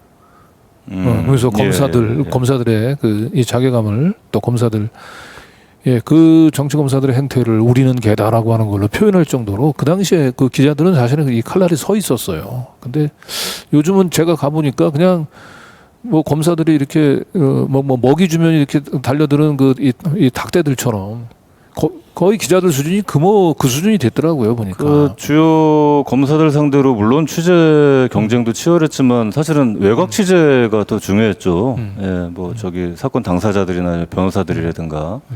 지금은 이게 완전히 그냥 말 그대로 카르텔이 돼가지고 예. 받아 쓰는 데만 아주 그냥 그러니까요. 지금 뭐 아주 거기에 급급해 있고 이 여기서 벗어나서 이제 일종의 뭔가 같은 그 검찰에 이렇게 고분고분 따르지 않고 뭐 이렇게 불러준 대로 안 쓰면은 네. 뭐 찍혀가지고 뭘 먹잇감을 못 받는다는 식의 그런 이런 거예요. 사고 방식이 이제 팽배해 있다는 게 그러니까 오로지 제일 네. 중요한 거는 이제 신문사 뭐로 치면은 독자들이 아니고 검사들이에요. 그냥 일반. 그죠? 제 기사에 대해서 가장 자기 기사를 쓰면서 제일 눈앞에 아른아른거린 사람이 내 기사에 대해서 그 검사님이 어떻게 평가를 할까. 특히 우리 한동훈을 그래서 편집국장이라고까지 얘기를 하고 그랬지 않습니까? 자, 어쨌든 법조 기자들 얘기는 이제 이 정도 짚고 지금 저 난리가 난 곳이 사실은 뭐 한두 곳이 아닙니다만 KBS, KBS도 지금 이만저만이 아닌데 그 KBS 기자들 그 내부 게시판 이런데 올라가서 쓴 글 보니까 야, 우리가 이런 식으로 하면서 기자 생활을 해야 되느냐라는 자조 푸념이 지금 넘쳐나더라고요. 근데 우리 박민 기자가 박민 기자라네요. 이제 박민이 이제 KBS 사장이 됐죠. 박민 그분도 이제 법조 출입 기자고 우리 저기 김호경이하고 저하고 예. 같은 기자실에서 그분 참 술 좋아하셨는데 결국 술로 문 대통령에게 잘 보이셔가지고 KBS 사장까지 되셨어요. 술도 술이고 뭐 문화일보에서도 아주 그 중에서도 아주 악명 높은 친검 기본적으로 친검 저 코드가 맞는 거죠. 네. 예. 자 어쨌든 이 박민 이분이 KBS 사장 되고 난 뒤에 대표적인 KBS의 그 불공정 보도를 언급을 했는데 그 중에 하나가 이 오세훈 생태탕 보도였어요. 예? 이게 그 오세훈 박영선 후보 붙었던 그 이제 서울시장 보궐선거 이것도 이제 뭐 정치 기사에서 좀 파생이 된 건데 박민 사장 가가지고 지금 뭐 가자마자 아주 그냥 난장판이 벌어지고 있는데 이 취임하자마자 또 대국민 사과 기자회견을 또 했어요. 그래서 뭐 임원들하고 같이 나와가지고 이제 고개 숙이고 했는데 우리 공영방송이 공정성을 훼손해서 이제 국민들 신뢰를 이렇게 크게 잃어버렸다. 그러면서 이제 4가지 뽑은 중에 이제 대표 사례 그 중에 이게 오세훈 시장 생태탕 의혹 보도. 그러니까 이거를 이제 불공정 편파 보도로 딱 그 이제 규정을 하고 바로 그날 그 이제 뉴스9 9시 뉴스 KBS 간판 뉴스 여기서도 이거를 이제 그 뭔가 그런 불공정 훼손 보도의 그 주범으로 지목을 해가지고 그 새로 저기 또 그 발탁된 그 박장범 앵커가 이게 뭐 하여튼 뭐 단시일 내 진실 규명이 어려운 사안을 선거 기간에 보도해서 선거에 영향을 미치려고 했다. 그런 비판이 나왔다. 야, 이거 참 정말 기자 생활에서 정말 듣도 보도 못한 이런 기준들인데 이렇게 정말 서울시장이나 무슨 대통령 선거 이런 수많은 시민의 삶과 이제 직결되는 이런 중대한 선거를 치르면서 여기에 나온 주요 후보들에 대한 검증 보도는 이걸 뭐 새삼 얘기하기도 참 민망한 이제 언론의 당연한 책무죠. 네. 예. 그리고 이 생태탕 보도를 한 기자들이 뭔가 이렇게 정치적 중립을 뭐 저버리고 어떤 개인의 어떤 그런 정치적인 뭐 어떤 그런 성향 때문에 선거에 영향을 미치려고 이제 보도를 한 것이다. 그 아무 어떤 근거도 없거든요. 그렇지. 예. 이런 게 굉장히 그냥 귀에 걸면 귀걸이, 코에 걸면 코걸이식으로 그냥 근데 이게 예, 어쨌든 중요한 건 이 오세훈 생태탕을 이제 불공정보라고 이거 가짜 뉴스라고 자꾸 얘기하는 이유가 결국 오세훈이 결국 이거로 선거법 위반으로 처벌받지 않았어요. 결국에 불기소가 됐죠. 예, 그러니까 선거법 위반으로 처벌받지 않으니까 오세훈은 그 결국은 이제 그 처가가 보유하고 있는 땅을 이제 그 그린벨트에서 해제할 당시에 이제 현장에 갔었다라고 얘기하는 다수의 그 현지 그 주민들의 증언이 있었음에도 이걸로 처벌받지 않았기 때문에 허위사실을 유포하지 않은 거 아니냐. 그리고 선거법으로 처벌받지 않았으니까 결국 주민들의 증언이 잘못된 거다. 그렇죠. 이제 이렇게 예. 생각하기 쉬운데 검찰 수사 결론은 그렇지 않았다는 거죠. 그렇죠. 이게 네. 뭐 저널리즘의 원칙으로나 명예훼손을 판단할 때 그 법리로나 앞에 뭐 박민이나 박장관 앵커가 어디서 듣도 보도 못한 이유를 대면서 이걸 불공정 뭐 편파 보도라고 했는데 이게 그 한 세 가지 정도 이제 그 주요 관건이 있죠. 이게 공공의 이익에 관한 사안이냐, 사실이라고 믿을 만한 상당한 이유가 있느냐, 그 사실 확인을 위해서 충분히 노력을 했느냐 이런 거거든요. 그러니까 KBS의 그 일련의 보도는 말씀대로 당시에 서울시장 보궐선거라는 이제 중요한 선거 과정에서 그 유력한 그 오세훈 서울시장 후보 부인하고 처가가 그 소유했던 그 내곡동 땅이 이제 그 보금자리 주택 지구라고 여기에 지정이 되고 토지보상금을 이제 36억 원 이상을 이제 받습니다. 이런 게 이제 오세훈이 서울시장이 되고 나서 그런 어떤 셀프 보상 아니냐, 애초에 그 투기 목적 아니었느냐, 이런 과정, 이런 공공의 이익에 관한 사안이 이게 쟁점이 됐기 때문에 이런 검증 보도를 들어간 거예요. 그 과정에서 말씀대로 이제 이 오세훈 후보 그 처가 그 땅에서 이제 경작을 하던 여러 명의 이제 경작인들이 그 당시에 오세훈 시장이 그 유명인이니까 뭐 선글라스 끼고 뭐 어떤 복장에 대해서도 굉장히 서로 이제 통일된 진술을 하고 특정 브랜드까지 나왔었죠. 예, 그렇죠. 이게 그 다음에 또 결정적으로 그 당시에 그 측량 팀장이 내가 측량 팀장 이런 사람은 이거 괜히 말이야 이거 얘기했다가 자기가 불이익을 받고 할 수도 있는데 자기가 그 당시에 실제로 그 자리에 그 장인이라는 사람하고 오세훈 후보가 와가지고 그때 뭐 이게 도면 놓고 뭐 2차 여차 뭐 이렇게 해서 설명도 했고 그래서 이제 뭐 선글라스를 벗길래 이게 오세훈이구나 그러니까 알아봤고 이런 얘기를 다 증언을 했어요. 그리고 나서 다음에 이제 뭐 그 측량 끝나고 나서 이제 밥 먹으러 이제 그 식당에 갔다는 거 아닙니까? 거기서 이제 그 생태탕을 시켜서 먹었다는 건데 거기 그 그 주인하고 그 아들하고 다 이렇게 최소한 5명 그 이상의 이제 증인들이 있는 겁니다. 예. 근데 이거를 다짜고짜 그냥 가짜 뉴스 취급을 한 거예요. 근데 실제로 이거를 이제 검찰이 이제 수사에 나섰단 말이에요. 이게 이제 고발 들어가고 이제 하는 바람에 검찰이 20명이나 이제 그 주변인들 다 이제 사사시 이제 그 조사를 했는데 결론은 뭐냐? 그 경작인 측량팀장 그 생태땅집 그 모자 이분들 다 아주 구체적이고 일관되게 진술을 하고 있다. 그래서 이분들 진술에 의하면은 그 피의자 그 오세훈 후보가 측량 현장에 갔을 가능성이 높다. 그래서 이 양반이 그 토론회 나와가지고 그 서울시장 후보 토론회에서 그 박영선 후보가 이제 갔느냐 안 갔느냐 물어보니까 자기는 안 갔다. 그러나 기억 앞에서는 겸손해야 된다. 아주 애매한 뭔가 빠져나갈 구멍을 만드는 듯이 그렇게 답변을 했죠. 근데 네. 안 갔지만 내 기억이 잘못됐을 수도 있다 이런 식으로. 그래서 이거를 이제 그 허위사실 공표 이걸로 이제 고발이 된 건데. 그래서 그 토론회 때 오세훈 이때는 이제 시장에 당선된 뒤에요. 이 검찰 그 수사 결과가 나온 거는 그 측량 현장에 안 갔다는 거는 이제 사실에 부합하지 않을 가능성이 높다. 근데 만약에 오세훈 시장이 그 자리에 안 간 게 확실했으면은 검찰에서도 이렇게 발표 안 했을 거예요. 그렇죠. 그 자리에 안 갔다.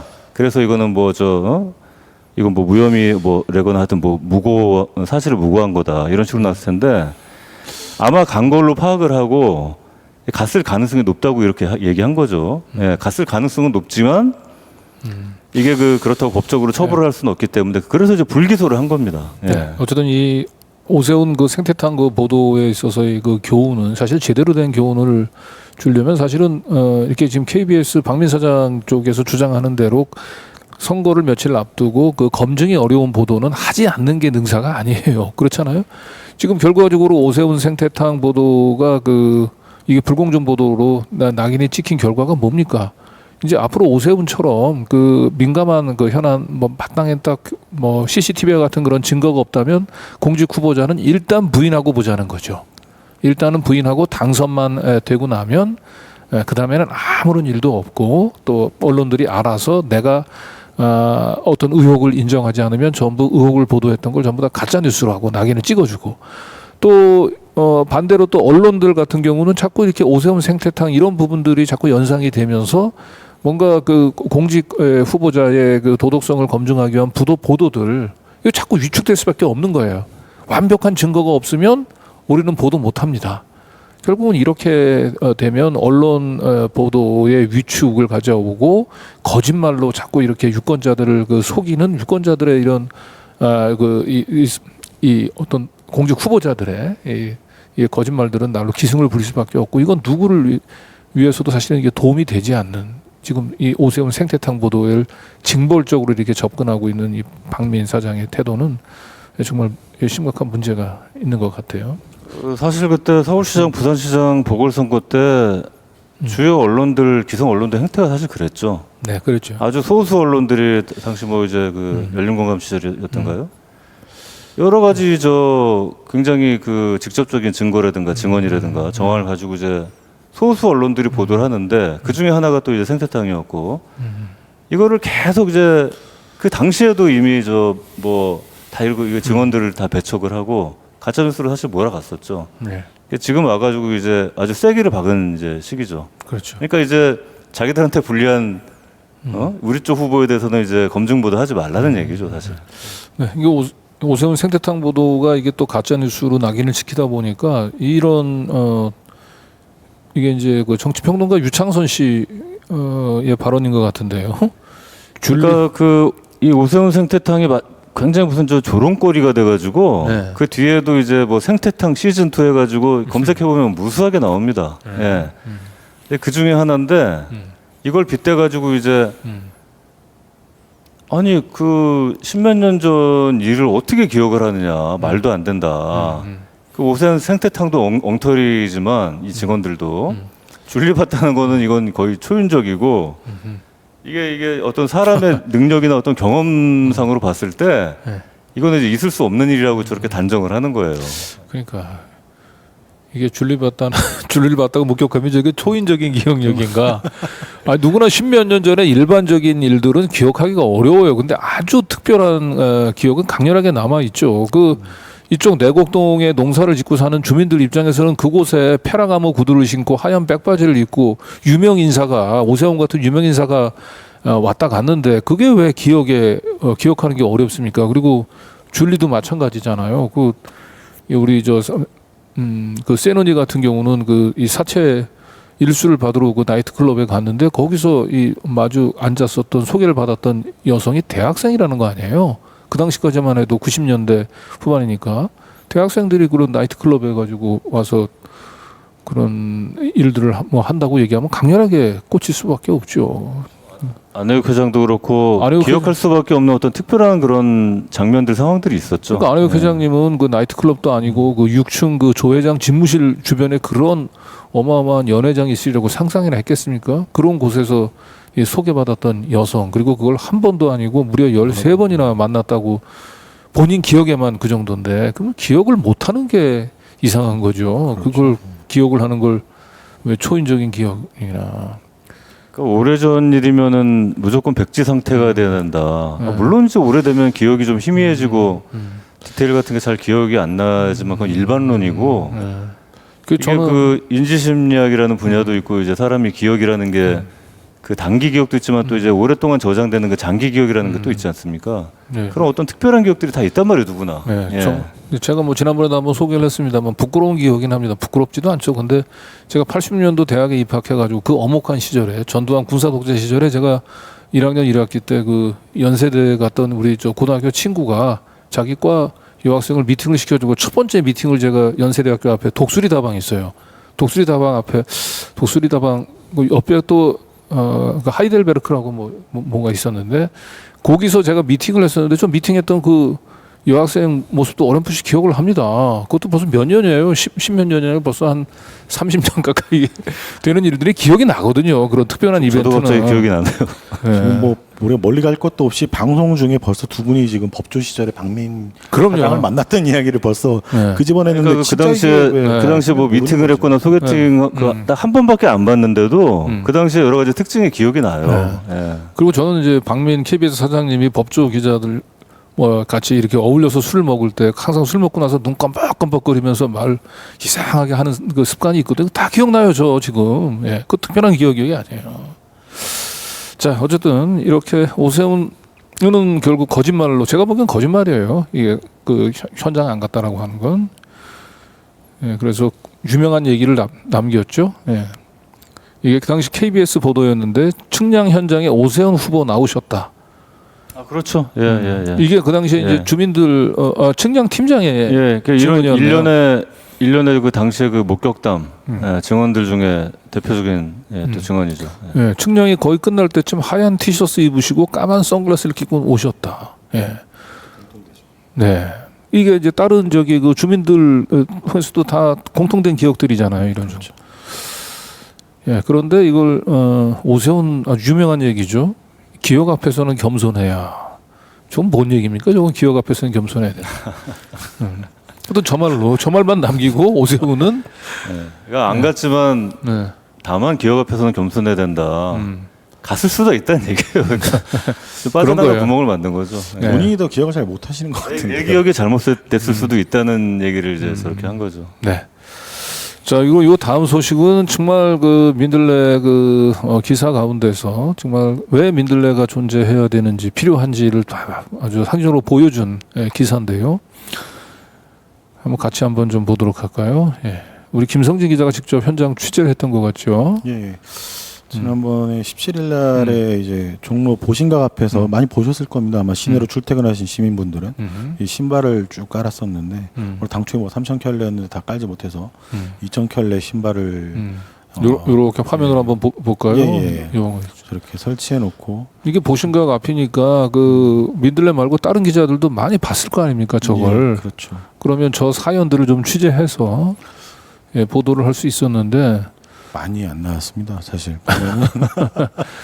그림을 따기 위해서 이제 뭐 카메라나 ENG 기자들 좀 오셨고 팬 기자 중에서는 한국일보 제가 평소에도 현장을 가면 이런 현장 특히 이제 외면 받을 것 같은 현장에 누구가 오는지 어느 매체인지를 좀 확인을 해보는 편이거든요. 그러니까 우리는 항상 이스라엘의 시각에서 이제 그 중동 그 사태를 전달하는 데 익숙해져 있다 보니까 이 팔레스타인 난민들 입장에서 이런 애틋한 이 사연들 이걸 참 우리 민들레에서만 볼 수 있다라고 얘기하는 게 좀 안타깝긴 해요.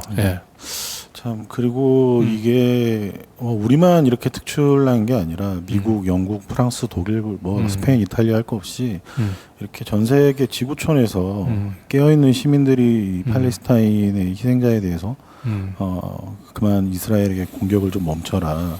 벌써 지금 만 47일 만에 1만 5천 명 이상 됐다고 해요.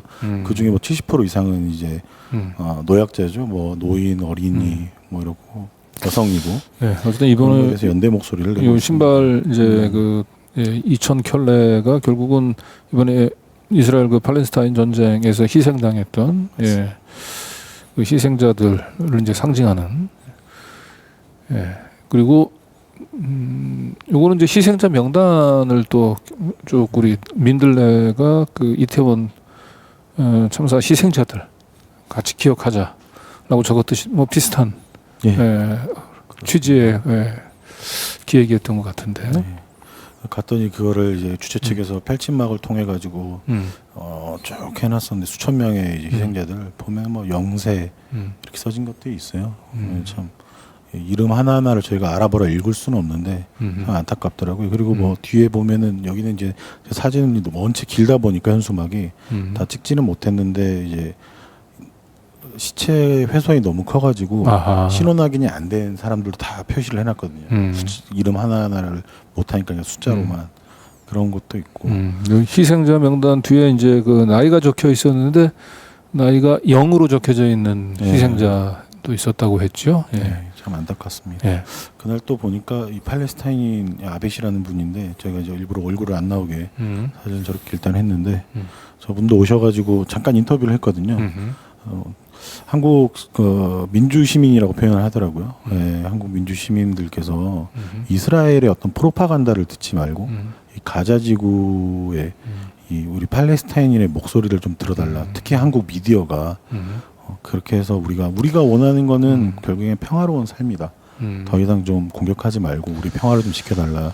아무래도 전 세계에서 같은 목소리를 내고 있는 만큼 우리가 뭐 우리 시민사회도 좀 연대해서 같이 좀 목소리를 내서 좀 힘을 냈으면 좋겠고 요게 이제 오늘 26일 날 일요일 날에 오후 2시에 그 이스라엘 대사관 주한 이스라엘 대사관 인근이 저기 그쪽이더라고요. 청계천 무교동 사거리 쪽에서 또 이번에 집회가 있거든요. 그때도 아마 또 많은 시민분들이 오셔서 또 제한 팔레스타인인 분들도 오셔서 네, 목소리를 낼 것 같습니다. 예, 그 지난주에 우리 저 고강원 고문이시죠, 우리 민들레 나오셔서 했던 얘기, 이 팔레스타인 주민들의 그 이 외로운 이 목소리들의 외면하는 그 한국 기자들한테는 우리가 이제 100여 년 전 그 헤이그 밀사로 이제 파견 가셨던 세 분이 만국 평화회의 앞에서 그 이 조선 민족의 애환들을 전달했는데 그게 다 외면했지 않습니까? 서방 기자들이. 그렇죠. 지금 우리가 똑같은 일들을 지금 팔레스타인의 난민들, 팔레스타인에 있는 난민들에게 똑같은 그런 비정함을 지금 보이고 있는 건 아닌가, 한번 스스로를 기자들이 한번 되돌아봤으면 좋겠습니다. 자, 이게 마지막 소식인 것 같아요. 준비해온. 이제 요즘 뭐 제3신당 얘기가 많이 나오는데 제3지대 신당 논의가 떴네요. 여기에 지금 정의당이 함께 했다는 거죠. 예. 그 사실 민들레가 그렇게 정의당 기사를 자주 쓰지는 않는데 뭐 그렇게 중요한 당도 아니고 별로 존재감도 없고 근데 저기 왜 저러나 그럴 때만 좀 씁니다. 뭐 예를 들어서 이제 김건희 특검법 계속 꾸물거리고 사실 정의당 때문에 늦어진 거거든요. 그 저 법사위에서 저기 여야 합의로 처리해야 된다고 그 되지도 않는 그 고집을 부려가지고 뭐 그럴 때라든가 저 이재명 뭐 체포동의안 이럴 때 아주 형식논리에 치우쳐가지고 뭐 당론으로 이제 그냥 가결하자 하고. 근데 이번에 그 재보궐선거 이후로 조금 기사를 좀 자주 좀 쓰고 있는데 저 지난번에 이제 강서구청장 저 강서구청장 보궐선거에서 그 패자가 국민의힘뿐만이 아니라 이제 정의당도 이게 거의 사실 포함이 되죠. 그 정의당 후보 그 권수정 후보가 그 득표율이 1.8% 나왔거든요. 예. 이 지난 대선 때 심상정 후보가 한 2.3%인가 나왔었는데 그때도 그 충격적이라 그랬는데 그거보다 이제 더 떨어진 거예요. 완전히 벼랑 끝으로 가는 거죠. 야, 이게 그 뭐 진보 정당의 맏형이라고 하고 벌써 이제 역사도 꽤 오래됐는데 이게 지지율 1~2%에서 지금 이게 헤매고 있는 겁니다. 이게 민심하고 이게 굉장히 동떨어져가지고 그 보궐선거에서 이렇게 아주 말도 안 되게 참패를 하고 나니까 안에서 이제 본격적으로 또 이제 내용이 벌어지고 있는 상황입니다. 예, 이게 그 또 정의당 안에 또 이제 좀 분파들이 또 많습니다. 예, 이게 별 이렇게 되지도 않는 집구석인데 뭐 곳간에서 인심 난다는 말이 있지만 이게 반대로 이제 굉장히 좀 춥고 배고프고 뭐가 이게 상황이 안 되니까 길거리에 나앉게 되는 상황이 되다 보니까 굉장히 여러 가지 목소리들이 분출이 되고 그래서 뭐 이제 그 이정미 대표 물러가라 뭐 비대위 구성해야 된다 그러면서 제3지대 신당론이라는 게 아주 굉장히 부각이 됐죠. 네, 그 사실은 뭐 일찍이 예견이 돼 왔어요. 이 뭔가 이 정의당이 결국은 이 국민의힘에서 떨어져 나온 전당들과 함께 이런 신당을 만든다라고 얘기하는 게 사실은 뭐 좀 웬만큼 정치에 관심 있는 분들한테는 크게 놀랄 일도 아니긴 하지만 그래도 씁쓸함을 지울 수는 없습니다. 그렇죠. 저게 어쨌든 생존이 우선이라고 그래서 뭐 표만 된다면은 누구하고라도 손잡겠다. 그런 걸 뭐 이제 정치권의 생리라고 우리가 생각할 수도 있지만 네. 그 명색이 그 진보 정당 아닙니까? 그렇죠. 그 민주당도 뭐 가짜 진보니 무슨 저 네. 보수 내지는 뭐 끼케야 중도 보수로 취급을 하고 뭐 저기 뭐 자유주의 개량주의적 뭐 우파 정당이다 해가지고 사실 국민의힘하고 그냥 도끼 객견으로 이렇게 취급을 하거든요. 이런 사람들이 제3지대 신당이라 그래가지고 거기에 이준석도 좋다, 금태섭도 좋다, 양양자도 좋다. 이게 그럼 무슨 진보 정당이냐?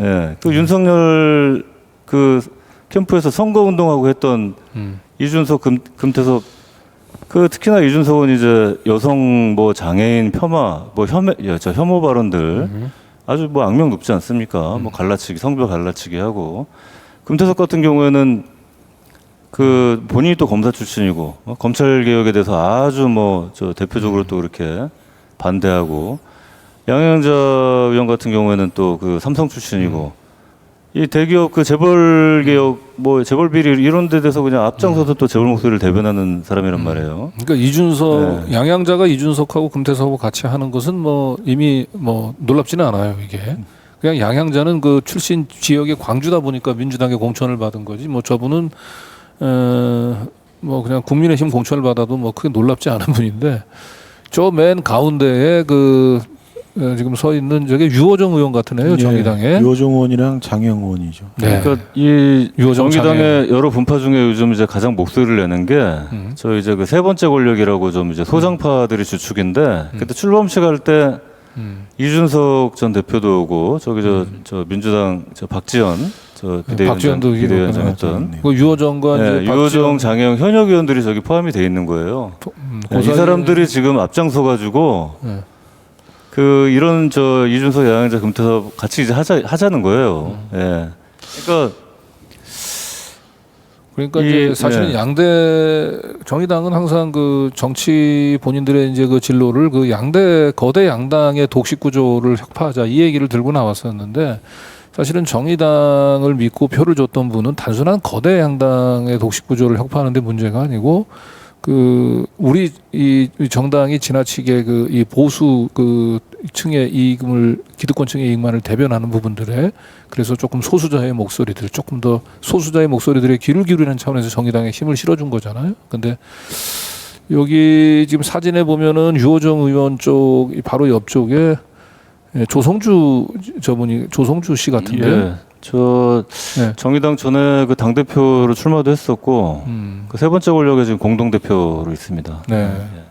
그래서 이분이 이제 우리 젊은 진보 정치인이라고 상당히 또 주목을 받았었는데 요즘 하는 발언들 보면은 그 이분이 여기 저 기사에 우리 한번 띄워주시겠습니까? 보면 조성주 씨가 사실 어떻게 보면 정의당의 거의 그 전략 기획가로 정의당의 브레인을 담당을 했었던 분이고 청년 정치의 희망으로 얘기가 됐던 사람인데 저렇게 얘기를 해버렸네요. 거칠게 말하자면 민주당 오른쪽으로 들어가야 된다. 완전히 그러니까 이게 진보 정당이라는 게 사실 그 자체가 원래 제3지대 정당이에요. 그 민주당하고 이제 국민의힘 계열 이제 그런 양당 체제에서 이렇게 기득권 우파도 싫지만 이런 수구 정당도 싫지만 민주당 계열 정당도 만족스럽지 못하다. 불만이 많다. 그래서 이제 제3지대로 이제 있는 게 그 진보 정당인데 그렇다면 당연히 이제 민주당보다 더 왼쪽으로 가야 이게 정체성에 맞는 거거든요. 그래서 민주당보다 더 뭐 예를 들어서 윤석열 정권이면 더 치열하게 싸우고 오히려 더 급진적인 어떤 그런 어떤 뭐 방향성이랄까 하여튼 뭐 투쟁성이라 그럴까 이렇게 나가면서 국민들 지지를 획득을 하고 야 민주당보다 그렇죠. 잘한다 시원하다 이렇게 가야 되는데 지금 나오는 논의는 뭐냐면은 민주당 오른쪽으로 가자는 거 이걸 대놓고 얘기하고 있는 겁니다. 네.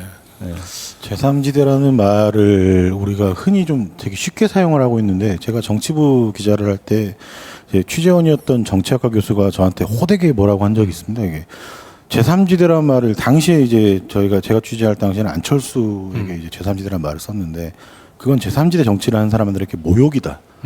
안철수는 보수다. 제3지대에 대해서 기자들이 정확하게 말을 해야 된다. 근데 방금 말씀하신 대로 지금 진보정당이 제3지대, 뭐 제3 권력, 뭐 이런 식으로 해서 나오고 있는데 그들이 지금 하고 있는 이 권력의 행태는 결국 안철수가 말하는 말뿐인 제3지대다. 진짜 제3지대가 아니라고 좀 말씀할 수 있을 것 같습니다. 그런데 21대 그 총선 이후에 정의당은 지속적으로 그 민주당하고의 차별화, 우리는 민주당의 이중대가 아니다. 민주당하고의 차별화를 얘기 짓다 보니까 뭐 주요 고비 때마다 항상 결과적으로 민주당의 이중대가 안 되겠다라고 얘기를 했지만 결과적으로 국민의힘 이중대 역할을 했고 지금 이제 22대 총선은 지금 국민의힘에서 떨어져 나온 잔당들하고 합쳐서 뭔가 새로운 이 제3지대 신당을 예를 들고 나오는데 과연 정의당이 이런 식으로 22대 총선에도 살아남을 수 있을까? 뭐 이런 식으로 만약에 간고 지금의 선거제가 그대로라면 이건 국민의힘이 위성정당 되겠다는 이야기처럼 비춰질 수도 있겠네요. 네. 비극이죠.